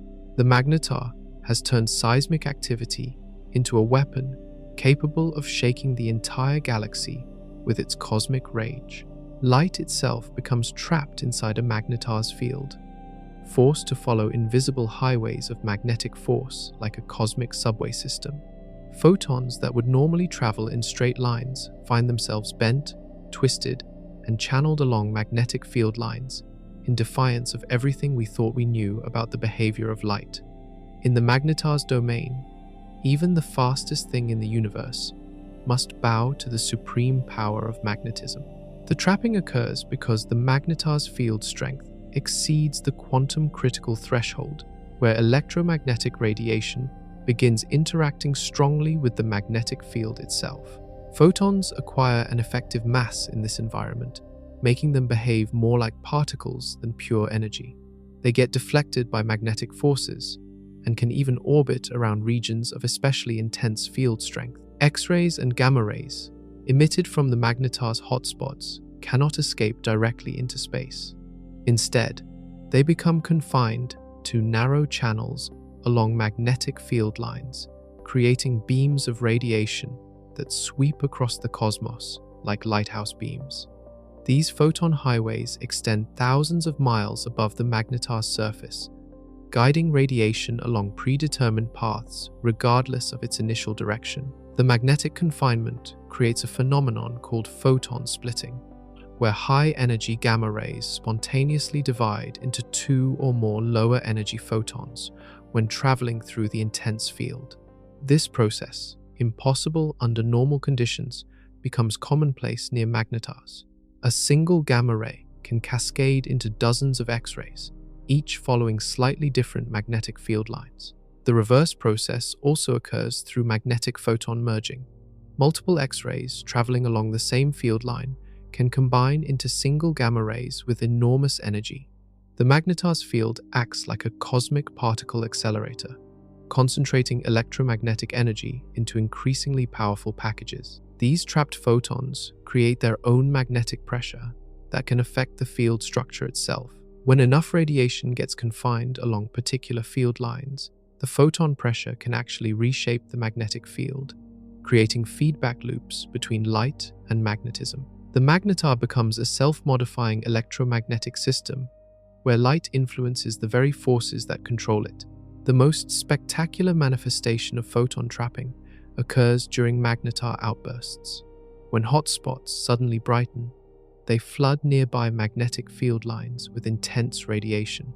The trapped photons create pressure waves that propagate along field lines at light speed, carrying energy to distant parts of the magnetosphere, where it gets released as secondary bursts. Polarization effects in the trapped light provide astronomers with detailed maps of the magnetar's field structure. As photons travel along curved magnetic field lines, their polarization rotates in predictable ways. By measuring these polarization changes, scientists can reconstruct the three-dimensional topology of the magnetic field, extending thousands of miles into space. The photon trapping also creates unique spectral signatures that distinguish magnetars from other high-energy sources. Absorption features appear at specific energies corresponding to quantum transitions in the magnetized vacuum. These cyclotron resonance features shift in energy as the magnetic field strength changes, providing direct measurements of field evolution over time. Some of the trapped photons become so tightly bound to magnetic field lines that they orbit the magnetar multiple times before escaping. These photons create a kind of electromagnetic atmosphere around the neutron star, storing energy that can be released suddenly during magnetic reconnection events. The trapping efficiency depends strongly on photon energy and magnetic field strength. Low-energy radio waves pass through the field relatively unaffected, while high-energy gamma rays become completely confined. This creates an energy-dependent escape probability that shapes the observed radiation spectrum. Recent theoretical work suggests that photon trapping might be responsible for some of the quasi-periodic oscillations observed from magnetars. As trapped radiation builds up along field lines, it can trigger instabilities that release energy in regular pulses, creating the rhythmic signals that reveal so much about magnetar physics. The magnetar has transformed light from a free-traveling wave into a captive servant, forced to follow the twisted pathways of magnetic dominance. In the twisted space around a magnetar, the fundamental rules governing light and matter break down spectacularly. High-energy photons that should be indivisible packets of pure energy suddenly split into pairs of particles and antiparticles, creating matter from nothing more than electromagnetic radiation. This process, called pair production, transforms the magnetar's surroundings into a cosmic laboratory, where the equivalence of mass and energy becomes a continuous, observable phenomenon. The splitting occurs when photon energies exceed the rest mass energy of electron-positron pairs, about 511,000 electron volts per particle. On Earth, this process requires particle accelerators and extreme conditions. Near a magnetar, it happens automatically to any gamma ray with sufficient energy. The intense magnetic field provides the momentum transfer needed to convert pure energy into matter. When a gamma ray splits, it creates an electron moving in one direction and a positron moving in the opposite direction. Both particles immediately become trapped by the magnetar's magnetic field, spiraling along field lines in tight helical paths. The magnetic force confines them to cyclotron orbits with radii smaller than atomic nuclei, creating a dense plasma of matter and antimatter particles. This pair plasma exhibits properties unlike any material found elsewhere in the universe.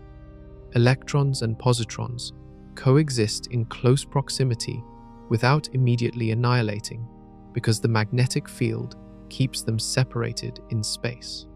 They spiral along parallel paths, creating electric currents that generate additional magnetic fields through electromagnetic induction.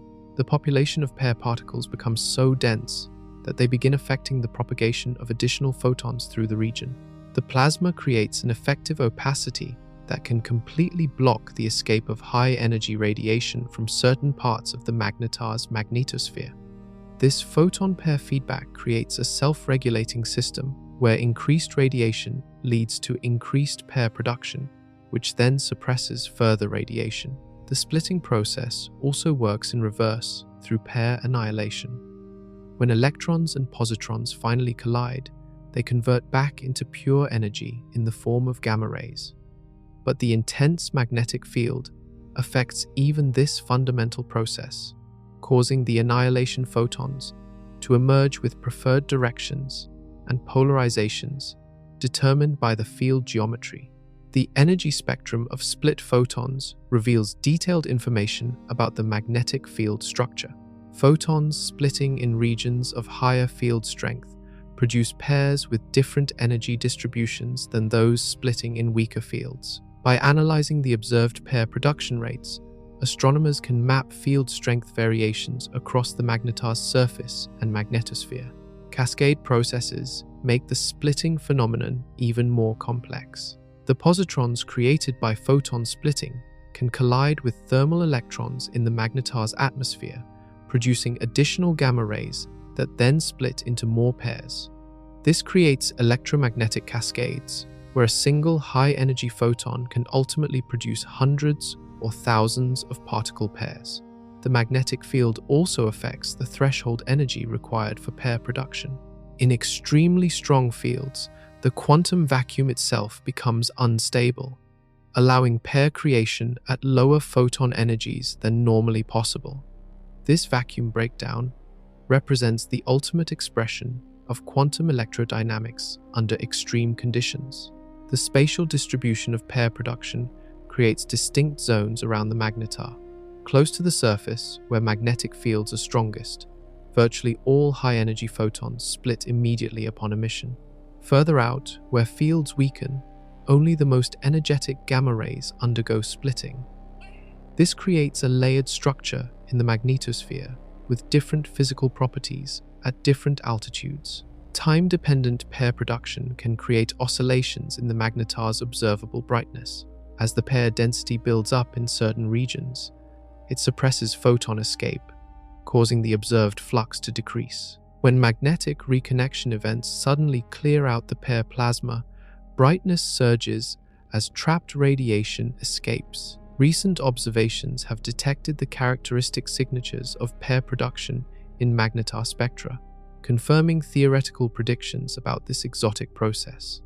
The detection of annihilation features and cyclotron emission from pair particles provides direct evidence that quantum electrodynamics operates as predicted even under the most extreme conditions imaginable. The magnetar has created a realm where light transforms into matter, as routinely as water transforms into ice. 3 miles beneath a magnetar's surface, in the transition zone between the solid crust and liquid core, matter exists in a state that defies every category known to materials science. Here, atomic nuclei stretch and merge into exotic configurations, while electrons flow like liquid metal through the gaps between them. This nuclear pasta layer represents one of the strangest phases of matter in the observable universe, where the boundary between solid and liquid becomes meaningless. The pasta forms because gravity and nuclear forces reach a delicate balance in this region. Above this zone, nuclei maintain their individual identities despite extreme neutron enrichment. Below it, nuclei merge completely into uniform nuclear fluid. But in the pasta layer itself, nuclei adopt intermediate configurations that maximize their binding energy under the competing influences of surface tension and Coulomb repulsion.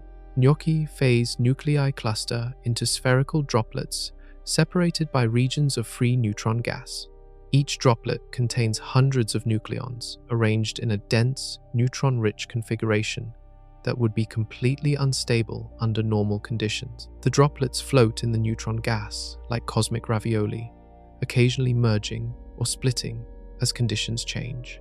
As density increases deeper in the pasta layer, gnocchi give way to spaghetti phase structures. Nuclei elongate into rod-like configurations that extend for miles through the neutron star's interior. These nuclear spaghetti strands can carry electric currents like superconducting wires, potentially contributing to the magnetar's enormous magnetic field generation. The transition to lasagna phase occurs where rod-like nuclei begin connecting into sheets. These nuclear membranes separate regions of neutron-rich material from regions of pure neutron gas, creating a layered structure that resembles cosmic geological strata. The sheets can be incredibly thin, just a few nucleons thick, while extending for miles in the other dimensions. In the deepest pasta regions, the lasagna phase inverts to form anti-lasagna, where sheets of neutron gas separate regions of nuclear matter. Finally, anti-spaghetti and anti-gnocchi phases create increasingly exotic topologies before transitioning to the uniform nuclear fluid of the core. The mechanical properties of nuclear pasta exceed anything achievable with conventional materials. Individual pasta strands can support tensions equivalent to the breaking strength of neutron star crusts, while maintaining flexibility that allows them to bend and flex under changing magnetic stresses. This combination of strength and flexibility makes pasta crucial for understanding how magnetar crusts respond to magnetic field evolution. Electric currents flow through the pasta structures with essentially zero resistance. The nuclear matter acts as a superconductor at the extreme temperatures and densities found in neutron star interiors. These superconducting pasta strands can carry enormous electrical currents that persist for millions of years, potentially explaining how magnetars maintain their intense magnetic fields over such long timescales. The pasta's response to magnetic fields creates unique mechanical properties. Magnetic flux tubes can thread through the spaces between pasta structures, creating a complex interaction between nuclear forces and electromagnetic forces. When magnetic stresses become too large, pasta strands can suddenly rearrange, releasing energy that propagates through the neutron star as seismic waves. Thermal properties in the pasta layer differ dramatically from both the crust above and the core below. Heat transport occurs primarily through electron conduction along Pastor strands, creating highly directional thermal conductivity. This anisotropic heat flow affects how the magnetar cools over time and may influence the stability of magnetic field configurations. Recent computer simulations suggest that Pastor structures can undergo phase transitions that release enormous amounts of energy. When conditions change slightly, spaghetti can suddenly transform to lasagna or gnocchi phases, liberating nuclear-binding energy that heats the surrounding material to billions of degrees. The Pastor layer also affects neutrino emission from the neutron star interior. Neutrinos produced by nuclear reactions in the core must travel through the Pastor structures to escape, and the complex geometry can trap or redirect these ghostly particles in unexpected ways. Understanding nuclear Pastor represents one of the greatest challenges in neutron star physics, requiring computational models that can handle the complex many-body interactions between thousands of nucleons under extreme conditions. The magnetar has cooked up a cosmic meal that would challenge the appetite of the universe itself. At the very heart of a magnetar, 9 miles below the exotic Pastor layers, quantum mechanics creates whirlpools of neutron fluid that spin with the mathematical precision of cosmic tornadoes.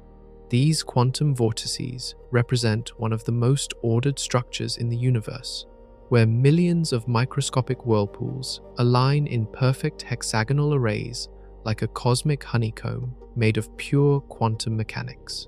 The vortices form because neutrons in the magnetar's core exist as a superfluid, a quantum mechanical state where the entire fluid behaves as a single, coherent quantum system. Unlike ordinary fluids that can rotate smoothly at any rate, magnetar's rotation defies imagination. A neutron star spinning once every few seconds needs roughly 10 to the 18th vortices threading through its core.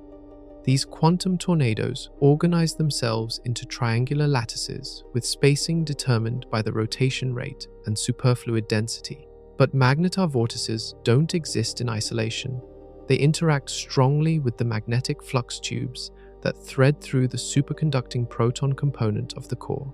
When a quantum vortex encounters a magnetic flux tube, they can link together like cosmic chains, creating combined structures that carry both rotational circulation and magnetic flux. These linked vortex flux systems exhibit collective behavior that affects the entire magnetar. When groups of linked vortices suddenly rearrange or relocate, they can transfer angular momentum between different fluid components, causing observable changes in the magnetar's rotation rate. This vortex dynamics may explain the sudden spin-up events observed from some magnetars during outbursts. The quantum vortices also affect how the magnetar responds to external perturbations. During starquakes, seismic waves propagating through the core can set vortex lattices into collective oscillation modes. These vortex waves can store and transport energy throughout the core, potentially triggering delayed energy releases that occur long after the initial disturbance. Temperature plays a crucial role in vortex behavior. At the extreme temperatures found in young magnetar cores, tens of billions of degrees, thermal fluctuations can cause vortices to move more freely through the superfluid.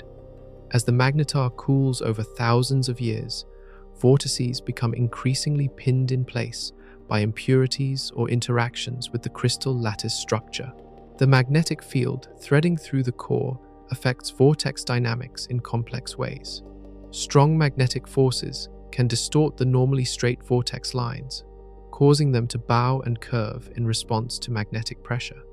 In regions where magnetic field strength varies rapidly, vortices can even fragment into loops or more complex topological structures. Computer simulations of magnetar cores reveal that vortex dynamics can become chaotic under certain conditions.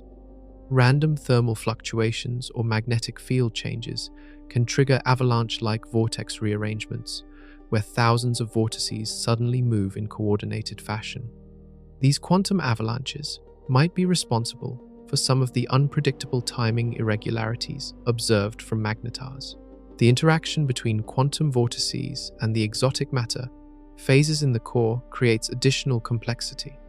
If strange quarks or other exotic particles exist in the magnetar center, they form their own superfluid components with distinct vortex structures.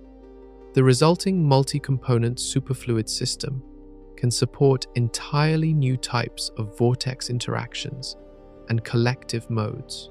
Recent theoretical work suggests that vortex motion in magnetar cores might generate its own magnetic fields through electromagnetic induction. As superconducting flux tubes move with the vortices, they create electric currents that contribute to the overall magnetic field structure. This vortex-driven magnetism could provide an additional mechanism for magnetic field generation and evolution. The quantum vortices represent nature's ultimate demonstration of quantum mechanics operating on macroscopic scales, where individual quantum states affect the behavior of objects containing more mass than our Sunday. In the crushing depths of a magnetar's core, protons undergo a transformation that makes them the most perfect electrical conductors in the known universe. Unlike terrestrial superconductors that require cooling to near absolute zero, magnetar protons achieve zero electrical resistance at temperatures exceeding 50 million degrees while supporting magnetic fields that would instantly destroy any human-made superconductor. The superconducting transition occurs when protons get compressed to densities several times higher than atomic nuclei. Under these extreme conditions, protons begin forming Cooper pairs, quantum mechanically bound pairs that can move through the surrounding matter without any energy loss. But these aren't ordinary Cooper pairs like those found in terrestrial superconductors. The binding energy between protons becomes so strong that superconductivity persists at temperatures that would vaporize planets. The mechanism behind this high-temperature superconductivity remains one of the most fascinating puzzles in condensed matter physics. In normal superconductors, electrons pair up through interactions with crystal lattice vibrations.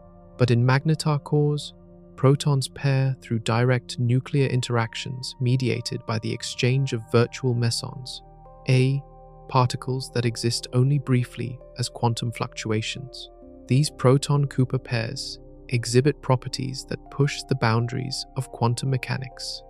Each pair behaves as a single quantum entity that can exist in multiple locations simultaneously through quantum superposition.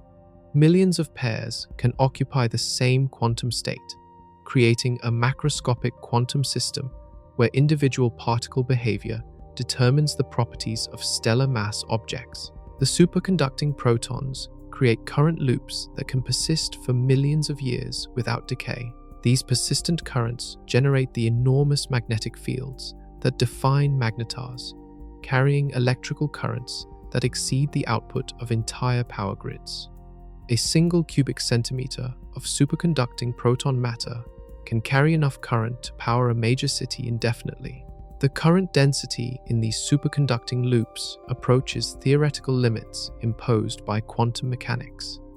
At maximum current density, the kinetic energy of Cooper pairs, quanta, behave like microscopic magnetic tornadoes, carrying concentrated magnetic field in thin tubes just nanometers wide. The interaction between superconducting protons and superfluid neutrons creates one of the most complex quantum many-body systems imaginable.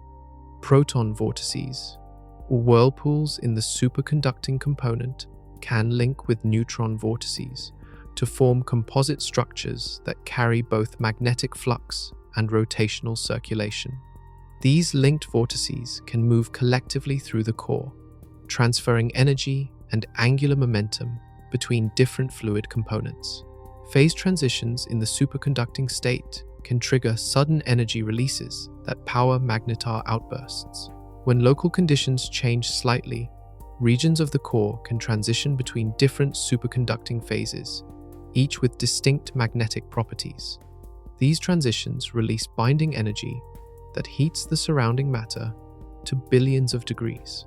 The superconducting state also exhibits remarkable stability against external perturbations. Seismic waves from starquakes can propagate through the core without significantly affecting the superconducting current patterns. This stability helps explain how magnetars maintain their intense magnetic fields even during violent surface eruptions. Temperature gradients in the core create regions where superconductivity exists in different phases. Near the core center, where temperatures are highest, protons may exist in a weak coupling, superconducting state. Toward the edges, where temperatures are lower, strong coupling superconductivity dominates, creating spatial variations in magnetic field generation and current carrying capacity. Recent theoretical calculations suggest that magnetar cores might support multiple types of superconducting phases simultaneously. Different proton pairing mechanisms could operate in different regions, creating a complex patchwork of superconducting domains with varying properties and magnetic field generation capabilities. The magnetar's core represents the ultimate expression of superconductivity, where quantum mechanics operates on astronomical scales to create the universe's most powerful electromagnets. At the deepest levels of a magnetar's core, where pressure exceeds 100 billion pounds per square inch, normal matter may cease to exist entirely. In its place lies strange matter, a soup of fundamental particles containing strange quarks that existed only during the first microseconds after the Big Bang. This exotic material, if it exists, would be more stable than any form of ordinary matter and could potentially convert everything it touches into more strange matter. Strange quarks represent the third member of the quark family, alongside the up and down quarks that compose ordinary protons and neutrons.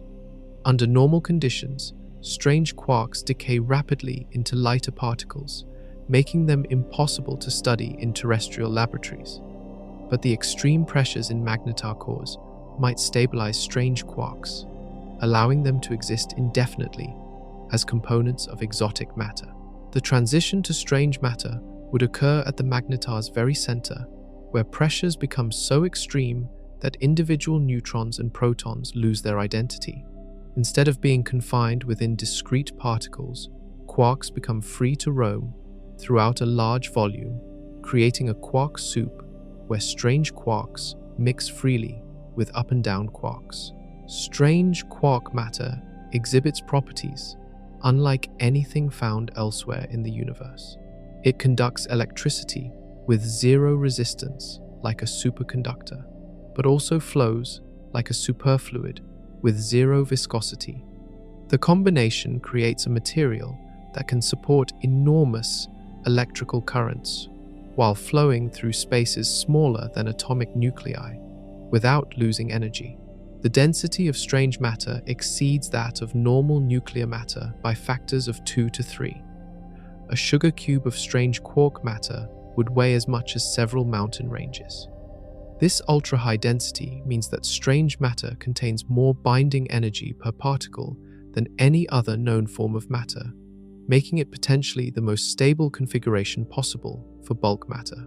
If strange matter exists in magnetar cores, it could fundamentally alter our understanding of neutron star physics. Strange quarks carry electric charge, allowing strange matter to participate directly in electromagnetic processes.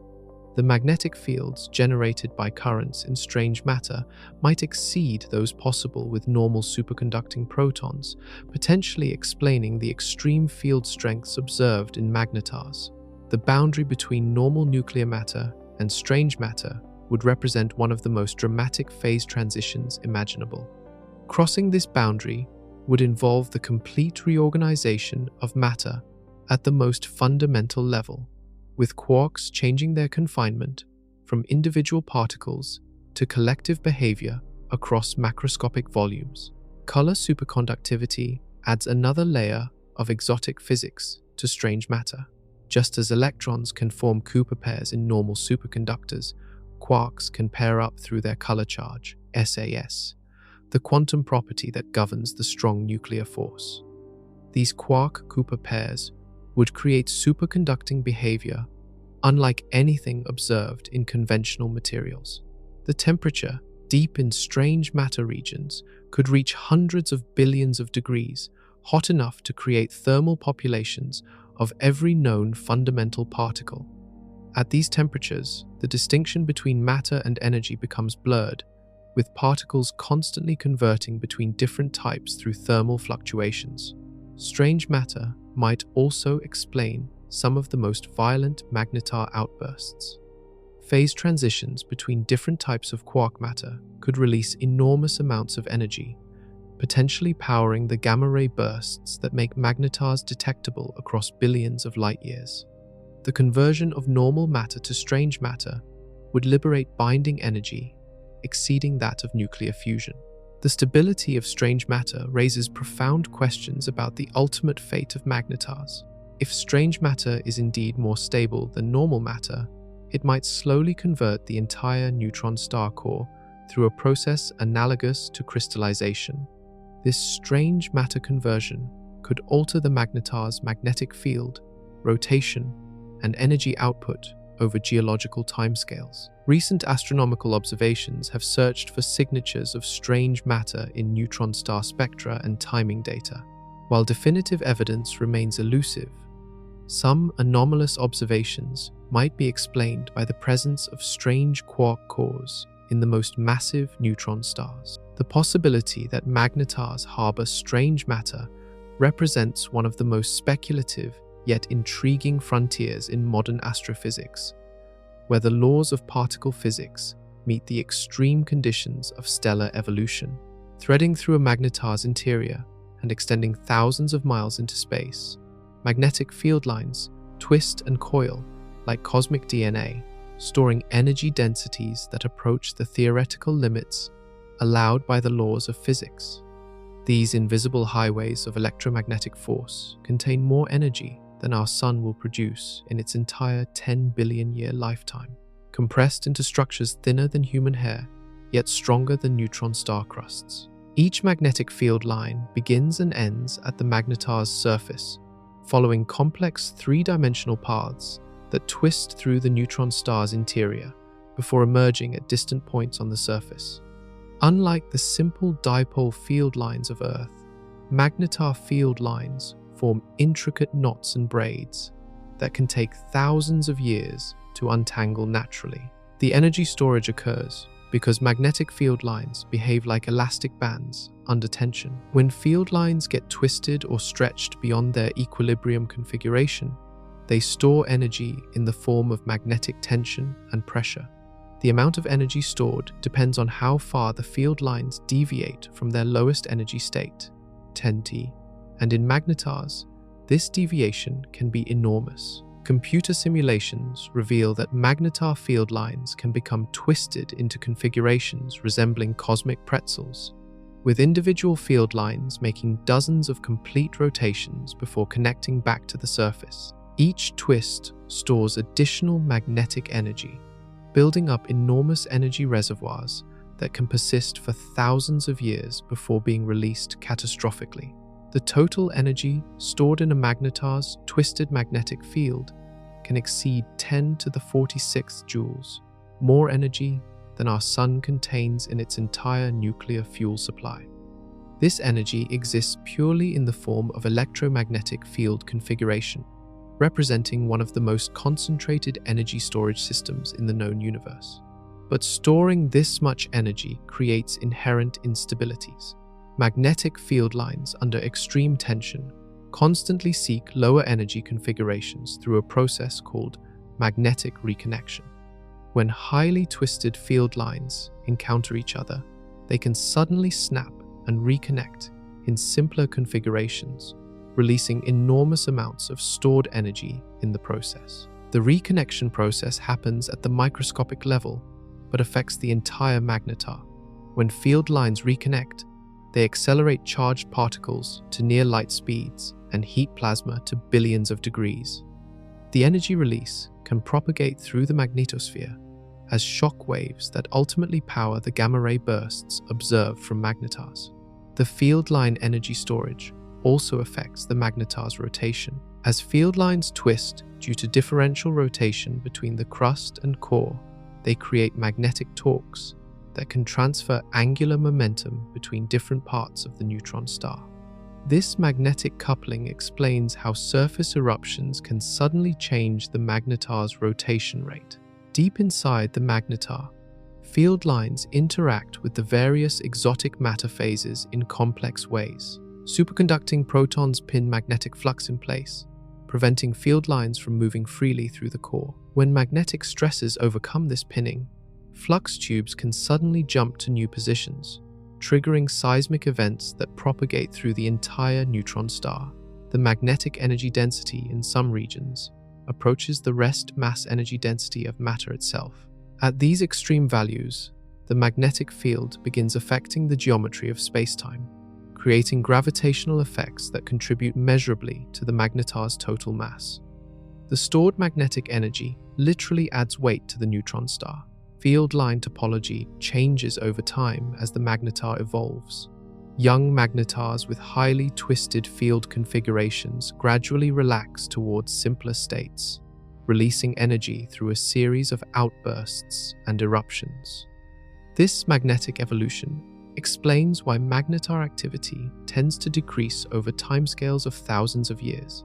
Some theoretical models suggest that magnetar field lines might store enough energy to completely unbind the neutron star if released simultaneously.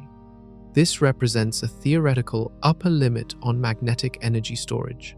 Beyond this point, the magnetic forces would overcome gravity and tear the magnetar apart. Recent observations have begun mapping the three-dimensional structure of magnetar field lines through polarization measurements and spectral analysis. These observations reveal field configurations of extraordinary complexity that challenge our understanding of how such extreme magnetic structures can remain stable. The magnetar's field lines represent the ultimate expression of electromagnetic energy storage on cosmic scales.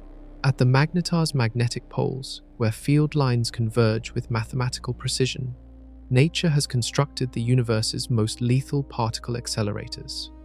These polar cap regions, each smaller than Manhattan, but more powerful than the largest human-built accelerators, launch death beams of relativistic particles that can sterilize planets from distances of light years. When these cosmic weapons activate, they create the most intense concentration of electromagnetic energy possible without forming a black hole. The polar caps mark the points where the magnetar's internal magnetic field lines emerge from the surface and extend into space. Unlike Earth's gentle magnetic poles, magnetar polar regions experience field strengths exceeding 1 billion Tesla, strong enough to compress atoms into needle-like shapes and tear electrons from their orbital shells through pure magnetic force. The extreme field curvature at the poles creates electric fields so intense they spontaneously create matter from the vacuum. Virtual particle pairs that normally exist only as quantum fluctuations become real electrons and positrons when exposed to the polar electric fields. This pair creation process happens continuously, feeding a steady supply of charged particles into the magnetar's particle acceleration system. These newborn particles immediately get trapped by the converging magnetic field lines and accelerated to incredible speeds.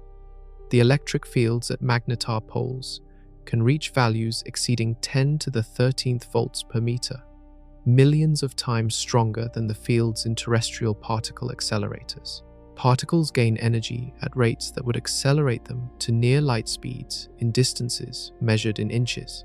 The acceleration process creates two distinct types of death beams. Primary beams consist of electrons and positrons, accelerated directly by the polar electric fields. These particles follow tightly curved trajectories as they spiral around magnetic field lines, emitting intense synchrotron radiation that appears as X-rays and gamma rays to distant observers. Secondary beams form when high-energy particles from the primary beams collide with the magnetar's atmosphere or surface. These collisions create cascades of additional particles that get accelerated by the same polar fields. The cascade process can amplify the initial particle flux by factors of thousands, creating dense beams of relativistic matter. The particle beams carry enormous amounts of energy, equivalent to the output of entire power plants concentrated into beams narrower than city blocks. When these beams strike matter, they deposit their energy so rapidly that any material instantly vaporizes into plasma. A magnetar's death beam could sterilize Earth's entire biosphere in seconds if directed toward our planet. The beams also carry away angular momentum from the magnetar, causing it to gradually slow down over time. This magnetic braking process explains why magnetars rotate more slowly than typical neutron stars, despite their young ages. The energy and angular momentum carried away by the death beams represents a significant drain on the magnetar's rotational energy reservoir. Atmospheric effects near the polar caps create additional exotic physics. The intense radiation pressure from accelerated particles can levitate matter above the magnetar's surface, creating thin atmospheres of iron and heavier elements held in place by radiation forces rather than gravity. These levitated atmospheres glow with temperatures exceeding 10 million degrees. The death beams can extend far beyond the magnetar's immediate vicinity. Relativistic particles in the beams can travel for light years before losing significant energy, carrying the magnetar's influence to distant parts of the galaxy. Planets unfortunate enough to lie in the path of these beams would experience radiation doses lethal to any conceivable form of life. Temporal variations in the polar cap activity create the pulsed emissions that allow astronomers to detect magnetars across vast distances. As the magnetar rotates, its death beams sweep across space like cosmic lighthouses, creating regular pulses of high-energy radiation with clockwork precision. Recent observations have revealed that some magnetars have multiple polar caps, suggesting more complex magnetic field structures than simple dipoles. These multipolar configurations can create multiple death beams pointing in different directions, multiplying the magnetar's destructive potential. The polar caps represent the magnetar's ultimate weapon, cosmic death rays, powered by the fundamental forces of electromagnetism and quantum mechanics. Inside a magnetar, temperature varies more dramatically over shorter distances than anywhere else in the observable universe. The core blazes at 100 billion degrees, any atomic hot enough to photodisintegrate any atomic nucleus instantly, while regions just a few miles away maintain temperatures of merely 10 million degrees.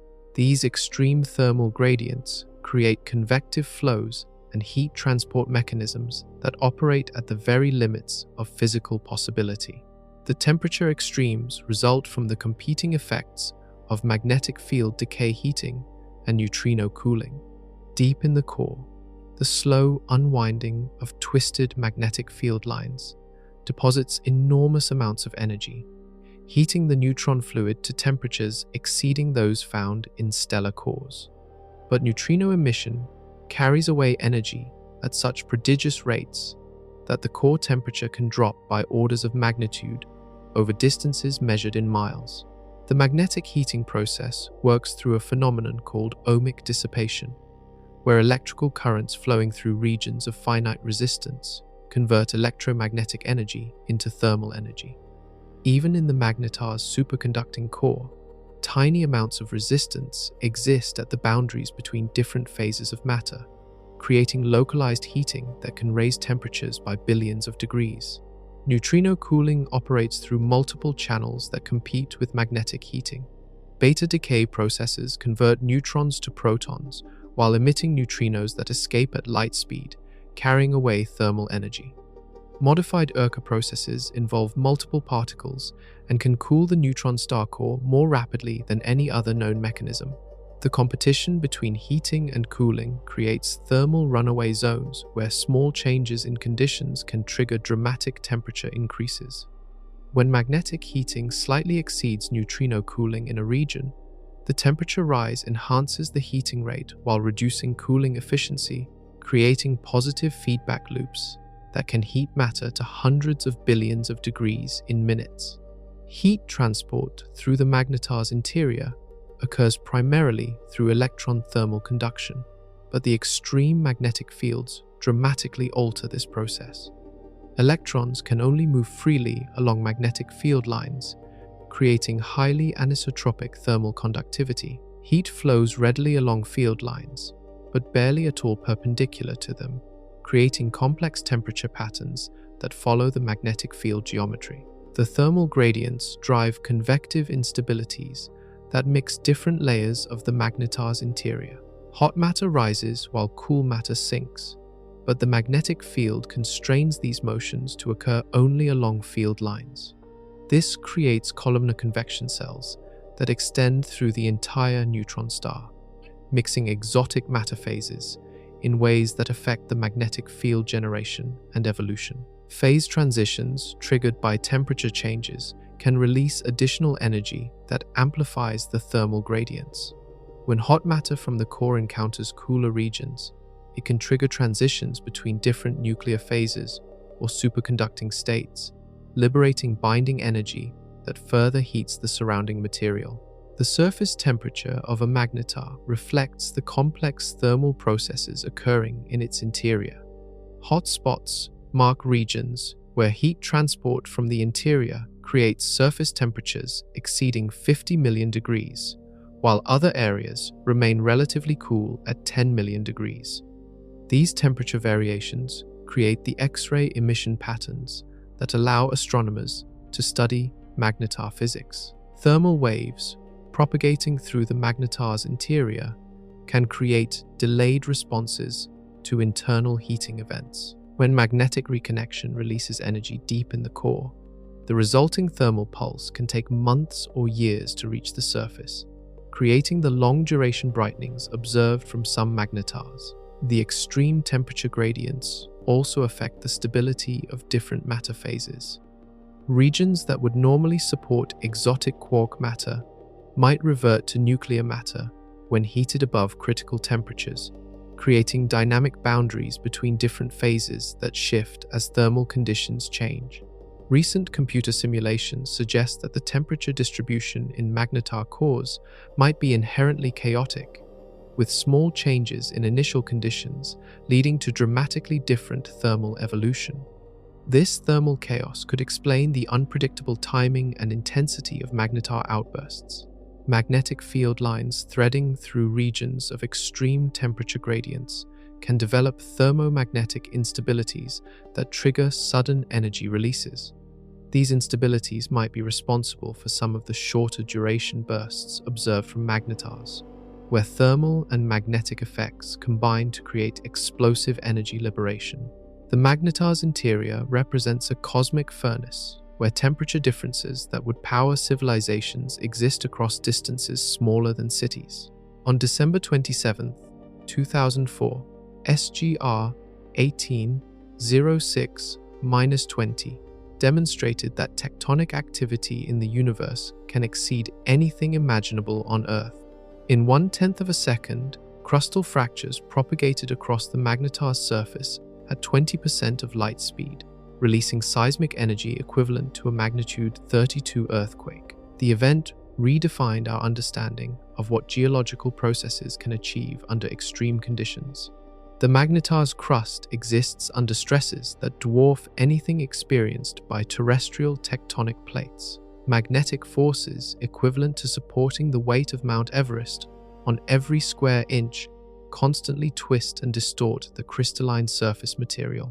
Unlike Earth's plates that move inches per year, magnetar crustal segments can suddenly shift by miles in milliseconds when magnetic stresses finally overcome the crust's incredible strength. The propagation speed of crustal fractures approaches relativistic velocities because the neutron star crust has properties unlike any terrestrial material.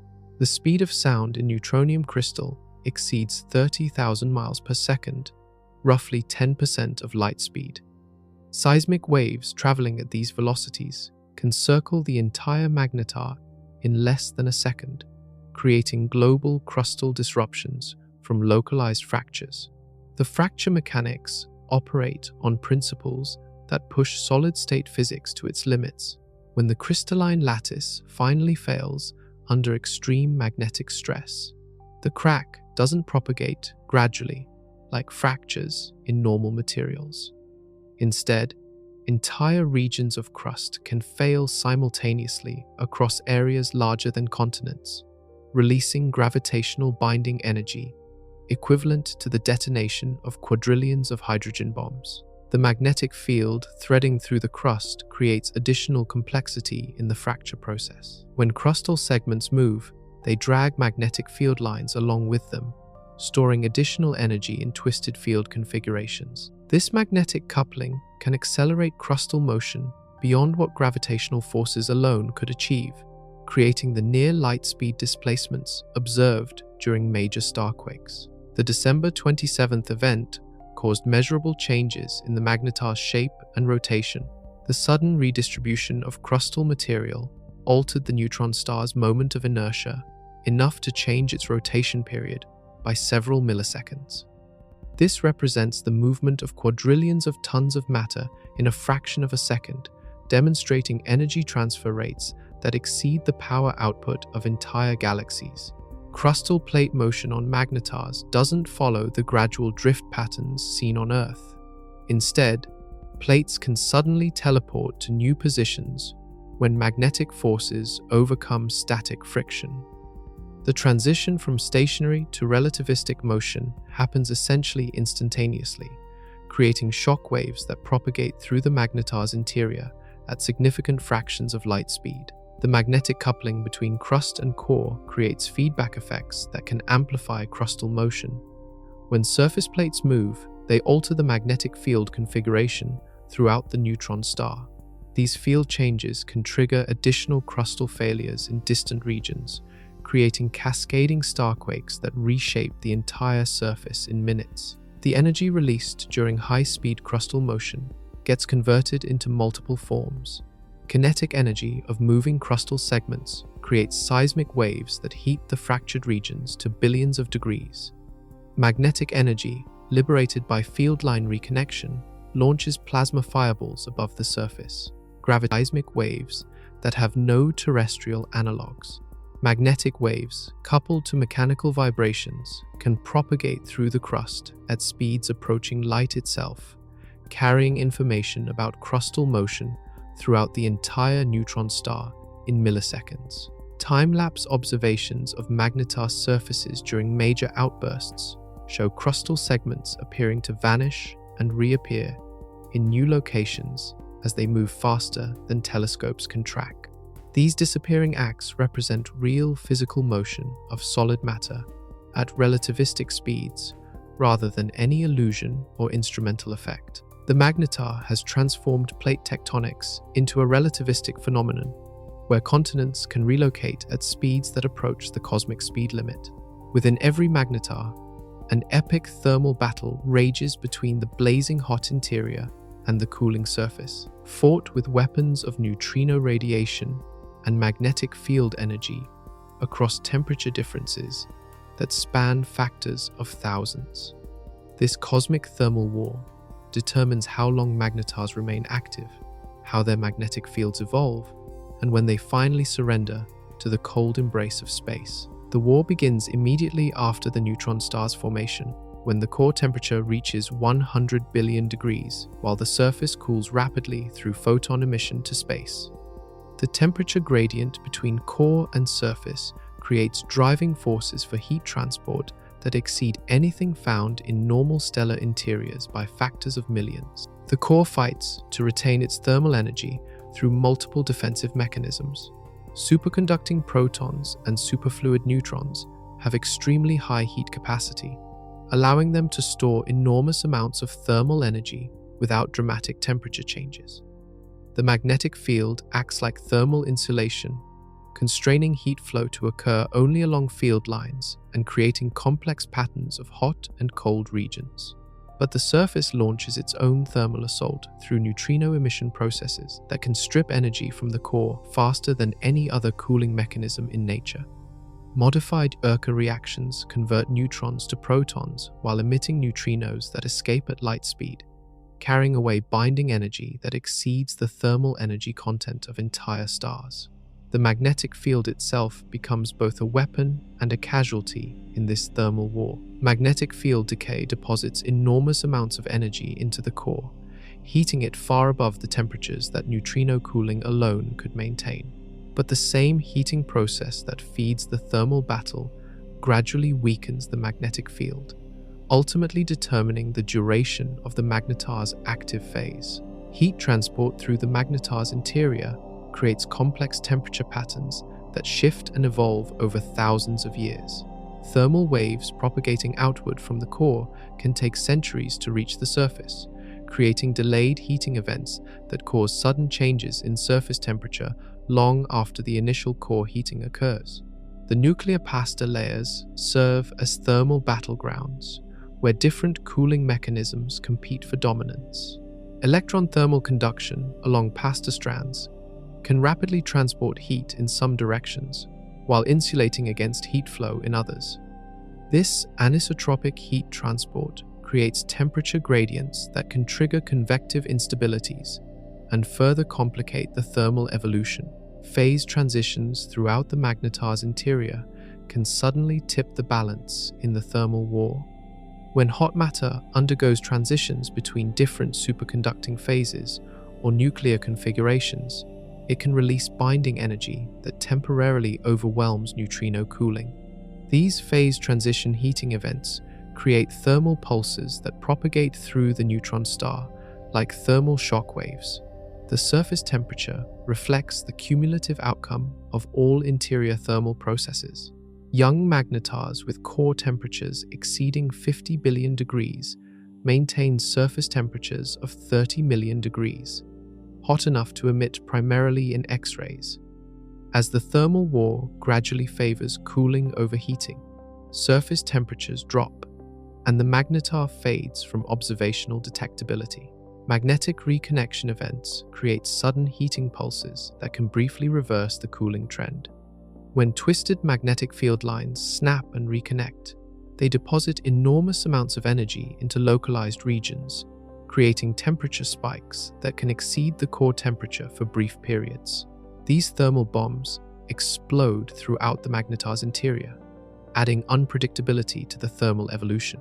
The thermal war also affects the magnetar's magnetic field stability. Temperature changes alter the superconducting properties of the core, potentially triggering sudden redistributions of electrical currents that power the magnetic field. Hot regions might lose superconductivity entirely, causing magnetic flux to relocate and creating the field reconfigurations observed during magnetar outbursts. Computer simulations of magnetar thermal evolution reveal that the cooling war follows predictable patterns for the first few thousand years, but becomes increasingly chaotic as thermal and magnetic instabilities accumulate. Small differences in initial conditions can lead to dramatically different thermal histories, making long-term predictions impossible. The ultimate victor in this thermal war is predetermined entropy, and the second law of thermodynamics ensure that cooling must eventually triumph over heating. But the battle can rage for 10,000 years before the magnetar finally succumbs to thermal death. In the twisted magnetosphere surrounding a magnetar, magnetic field lines carry out a cosmic dance of connection and destruction that releases more energy than entire galaxies produce through stellar fusion. When highly stressed field lines encounter each other and suddenly reconnect in simpler configurations, they unleash explosive energy releases that can be detected across billions of light years. These magnetic reconnection events represent the most efficient energy conversion process known in the universe. The reconnection process begins when oppositely directed magnetic field lines approach each other in the magnetar's complex field geometry. Unlike the gentle reconnection events that create aurora on Earth, magnetar reconnection involves field lines carrying energy densities that exceed the rest mass energy of matter. When such field lines meet, they don't just reconnect, they explode. The collision occurs at microscopic scales, but triggers consequences that affect the entire magnetar system. At the reconnection point, magnetic field lines snap like cosmic rubber bands, accelerating charged particles to near light speeds and heating plasma to temperatures exceeding 100 billion degrees. The energy conversion efficiency approaches 100%, making reconnection the ultimate expression of electromagnetic energy liberation. The process happens faster than human comprehension can follow. Reconnection events complete themselves in microseconds, but during that brief time, they can release more energy than our sun produces in millions of years. The speed of energy release exceeds the power output of entire galactic cores, concentrated into regions smaller than cities. Multiple reconnection events can trigger cascading energy releases that reshape the magnetar's entire magnetosphere. When one reconnection event occurs, it sends shockwaves through the surrounding magnetic field that can trigger additional reconnections throughout the system. These magnetic avalanches can convert significant fractions of the magnetar's total magnetic energy into kinetic energy and heat in matters of seconds. The charged particles accelerated by reconnection create the most intense particle beams in the known universe. Electrons and positrons gain energies exceeding those achieved in the most powerful terrestrial particle accelerators, but the magnetar accelerates trillions of particles simultaneously rather than the handful produced by human machines. These accelerated particles emit synchrotron radiation as they spiral around magnetic field lines, creating the intense X-ray and gamma-ray emission that makes magnetars detectable across cosmological distances. The radiation pressure becomes so intense that it can actually affect the dynamics of the reconnection process itself, creating feedback loops between electromagnetic energy and particle acceleration. The reconnection events also launch plasma bubbles that expand away from the magnetar at significant fractions of light speed. These magnetic plasmoids carry enormous amounts of energy and can persist for hours or days as they travel through the magnetar's magnetosphere. When plasmoids eventually dissipate, they deposit their energy into the surrounding medium, heating it to temperatures where exotic physics becomes important. The three-dimensional structure of magnetar reconnection defies simple description. Unlike two-dimensional reconnection models that assume infinite field lines, magnetar reconnection occurs in complex geometries where field lines can reconnect in multiple locations simultaneously. This creates explosive energy releases that propagate in all directions through the magnetosphere. Recent computer simulations reveal that magnetar reconnection can exhibit turbulent behavior, where energy cascades from large scales to small scales through a hierarchy of increasingly violent interactions. This magnetic turbulence creates power law energy distributions that explain the observed variety of magnetar outburst intensities. The reconnection process also affects the magnetar's rotation through magnetic braking. When field lines reconnect and launch material away from the neutron star, they carry angular momentum with them, causing the magnetar to spin down over time. This magnetic spin down provides another mechanism for converting rotational energy into electromagnetic radiation. Some theoretical models suggest that the largest reconnection events might temporarily overwhelm the magnetar's gravitational field in localized regions. The electromagnetic forces generated during explosive reconnection could exceed gravitational forces, potentially allowing matter to escape from the neutron star's surface despite its enormous gravitational pull. The magnetic reconnection events in magnetar magnetospheres demonstrate that electromagnetic forces, when concentrated sufficiently, can compete with gravity itself in determining the behavior of stellar mass objects. These cosmic explosions represent the universe's ultimate demonstration of how magnetic fields can store and suddenly release energy on scales that dwarf human comprehension. After 10,000 years of violent outbursts that shake the galaxy, every magnetar faces the same inevitable fate. Its incredible magnetic field begins to fade, its surface cools to darkness, and the cosmic monster gradually transforms into a silent, invisible corpse drifting through space. This death process reveals the ultimate limits of even the most extreme magnetic fields, showing how entropy and the laws of physics eventually triumph over the greatest concentrations of electromagnetic energy in the universe. The dying process begins when the magnetar's core temperature drops below the critical threshold needed to maintain vigorous convective motion. As thermal energy dissipates through neutrino emission, the turbulent flows that help generate and sustain the magnetic field gradually subside. Without these driving motions, the magnetohydrodynamic dynamo that amplified the field to magnetar strengths slowly winds down. Magnetic field decay accelerates as the superconducting currents in the core begin to encounter increasing resistance. While superconductors normally carry electrical current without energy loss, the extreme current densities in magnetar cores push these materials to their absolute limits. As temperatures drop and the superconducting properties weaken, tiny amounts of resistance appear that allow magnetic energy to dissipate as heat. The decay follows an inexorable, exponential decline, with a characteristic timescale of 10,000 years.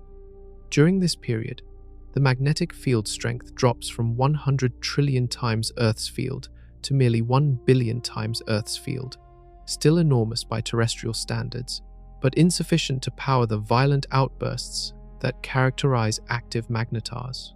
As the magnetic field weakens, the mechanisms that heat the magnetar's surface gradually shut down. Magnetic field line reconnection becomes less energetic and less frequent. The hotspots that once blazed brighter than suns gradually cool and fade.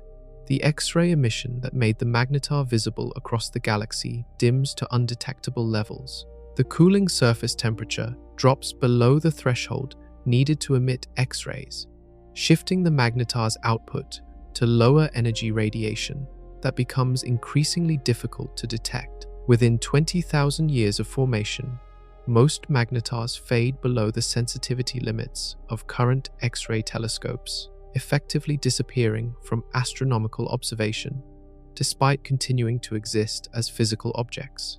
The crustal fractures that created the spectacular starquakes also become less frequent and less violent as magnetic stresses diminish. The crystalline surface, no longer subjected to field strengths that exceed its breaking point, settles into a more stable configuration.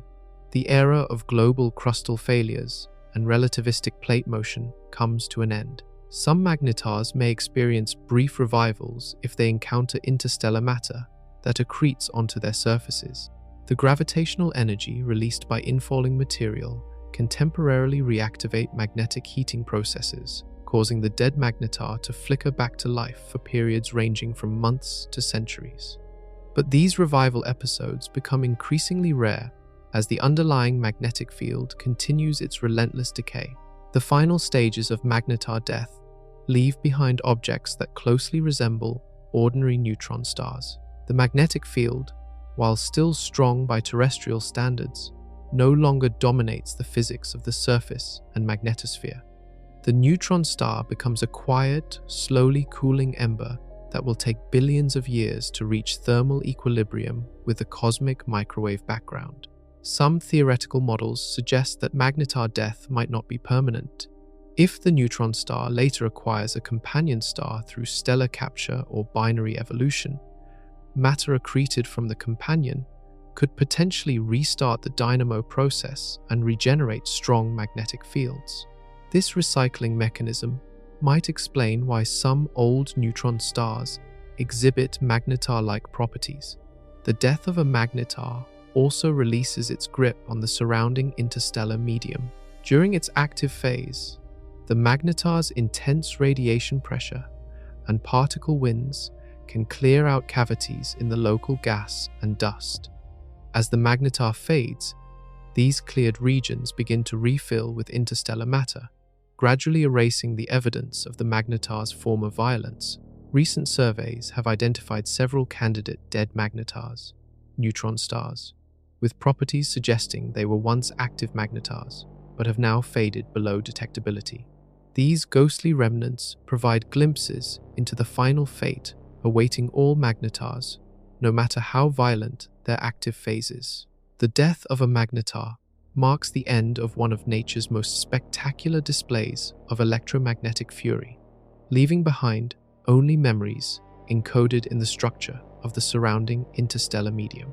In the ultimate cosmic catastrophe, two magnetars spiral toward each other in a death dance that releases more energy than 10,000 supernovas and creates gravitational waves that ripple through the fabric of space-time itself. When these magnetic monsters finally merge, they forge exotic matter that has never existed since the Big Bang, while simultaneously detonating the most powerful explosion possible without creating a black hole. The collision begins millions of years before impact, when gravitational waves slowly drain orbital energy from the binary magnetar system. As the two neutron stars spiral closer together, their magnetic fields begin to interact across the narrowing gap between them. The field interaction creates electromagnetic forces that can exceed the gravitational attraction, causing the final approach to deviate from purely gravitational predictions. During the last seconds before merger, the magnetars' surfaces begin to distort under mutual tidal forces, while their magnetic fields reconnect explosively in the space between them. These pre-merger reconnection events release energy equivalent to major stellar flares, creating a fireworks display that illuminates the cosmic neighborhood with high-energy radiation. The actual collision occurs when the two neutron star surfaces make contact at speeds exceeding 20,000 miles per second. The kinetic energy of the merger instantly converts the contact region into quark plasma heated to trillions of degrees, temperatures that existed only during the first microseconds after the universe began. The magnetic fields of both magnetars, each carrying energy equivalent to stellar masses, undergo catastrophic reconnection during the merger. The combined magnetic energy release creates a blast that can outshine entire galaxies for minutes, launching jets of relativistic plasma that extend across light years of space. These magnetic explosions may be responsible for some of the mysterious fast radio bursts detected by radio telescopes. The collision produces gravitational waves with amplitudes thousands of times larger than those generated by merging black holes. These space-time ripples carry away enormous amounts of energy and angular momentum, causing the newly merged object to lose mass, equivalent to several planets in the form of pure gravitational radiation. The merger remnant depends critically on the total mass of the two colliding magnetars. If the combined mass exceeds about 3 solar masses, the merged object immediately collapses into a black hole, ending the story in a final burst of gravitational waves. But if the mass stays below this threshold, something far more exotic emerges. A successful merger creates a hypermassive magnetar of an object that shouldn't be able to exist according to normal neutron star physics. The enormous rotational energy from the collision temporarily supports masses that would normally collapse into black holes, creating neutron stars that spin hundreds of times per second, while maintaining magnetic fields stronger than anything else in the universe. The hypermassive magnetar's interior contains matter in states that push physics beyond current understanding. Quark matter, strange matter, and possibly even more exotic phases coexist in a rapidly rotating, intensely magnetized environment where the boundaries between different fundamental forces become blurred. The collision also launches massive amounts of neutron-rich material into space at significant fractions of light speed. This ejector undergoes rapid neutron capture processes that forge heavy elements, including gold, platinum, and rare earth metals. A single magnetar merger can produce more precious metals than our Sun will create in its entire lifetime. The electromagnetic signature of the merger creates what astronomers call a kilonova, an explosion that can be seen across billions of light years and lasts for weeks. The radioactive decay of newly synthesized heavy elements powers this long-duration afterglow, which provides direct evidence that neutron star mergers are responsible for much of the universe's supply of elements heavier than iron. The hypermassive remnant can survive for minutes to hours, before either stabilizing as an extremely massive neutron star or collapsing into a black hole. During this brief existence, it represents the most extreme concentration of matter, energy, and magnetic field that can exist in our universe. Recent gravitational wave detections have confirmed that neutron star mergers occur regularly throughout the cosmos, suggesting that these ultimate magnetic collisions have been enriching the universe with heavy elements and reshaping space-time since the first stars died billions of years ago. 2004 eruption from SGR 1806-20 demonstrated magnetar's potential for mass destruction. From 50,000 light-years away, this single outburst temporarily blinded every gamma-ray detector in our solar system and significantly affected Earth's upper atmosphere. If the same magnetar were located just 10 light-years from Earth, the radiation dose would have caused a mass extinction, rivaling the asteroid impact that killed the dinosaurs. Computer simulations reveal that a major magnetar outburst at galactic distances, typical of nearby star systems, would strip away planetary atmospheres and sterilize any surface-dwelling life within hours. The intense gamma-ray flux would destroy the ozone layer, allowing deadly ultraviolet radiation to reach planetary surfaces for thousands of years afterward. Advanced civilizations might attempt to harness magnetar energy for constructive purposes. The total magnetic energy stored in a single magnetar exceeds humanity's current energy consumption by factors of trillions. A civilization capable of extracting even a tiny fraction of this energy could power interstellar expansion and massive engineering projects that reshape entire solar systems. But magnetars resist all attempts at control or prediction. Their outbursts follow no discernible pattern, making them unsuitable as reliable energy sources. The same unpredictability that makes them dangerous also makes them nearly impossible to exploit safely. Any civilization attempting to approach a magnetar would face the constant risk of sudden annihilation. The magnetic fields around magnetars could theoretically be used to accelerate spacecraft to significant fractions of light speed. Charged particle beams launched from magnetar polar caps already achieve these velocities naturally. A sufficiently advanced civilization might develop technologies to ride these magnetic acceleration fields like cosmic highways. Military applications represent the darkest potential future for magnetar technology. A civilization capable of moving or aiming magnetars could create weapons of unimaginable destructive power. A magnetar positioned in an enemy solar system could eliminate all life on inhabited planets while leaving the planets themselves intact for later colonization. The magnetars themselves may already be inadvertently sterilizing vast regions of the galaxy. Statistical studies suggest that major magnetar outbursts occur frequently enough to periodically irradiate most star systems in our galactic neighborhood. This magnetar sterilization hypothesis might partially explain why we haven't encountered other intelligent civilizations. They keep getting eliminated by random magnetic explosions. Some theoretical models suggest that magnetars could trigger chain reactions in nearby star systems. The intense radiation from magnetar outbursts might destabilize other stellar objects, potentially triggering supernovas or other catastrophic events that amplify the destruction across multiple star systems. Climate change on Earth might be influenced by distant magnetar activity. Major outbursts could affect our planet's atmospheric chemistry in subtle ways that accumulate over geological timescales. Some mass extinction events in Earth's history might correlate with known magnetar locations and estimated outburst times. The search for extraterrestrial intelligence may need to account for magnetar effects when predicting where life could survive long enough to develop advanced civilizations.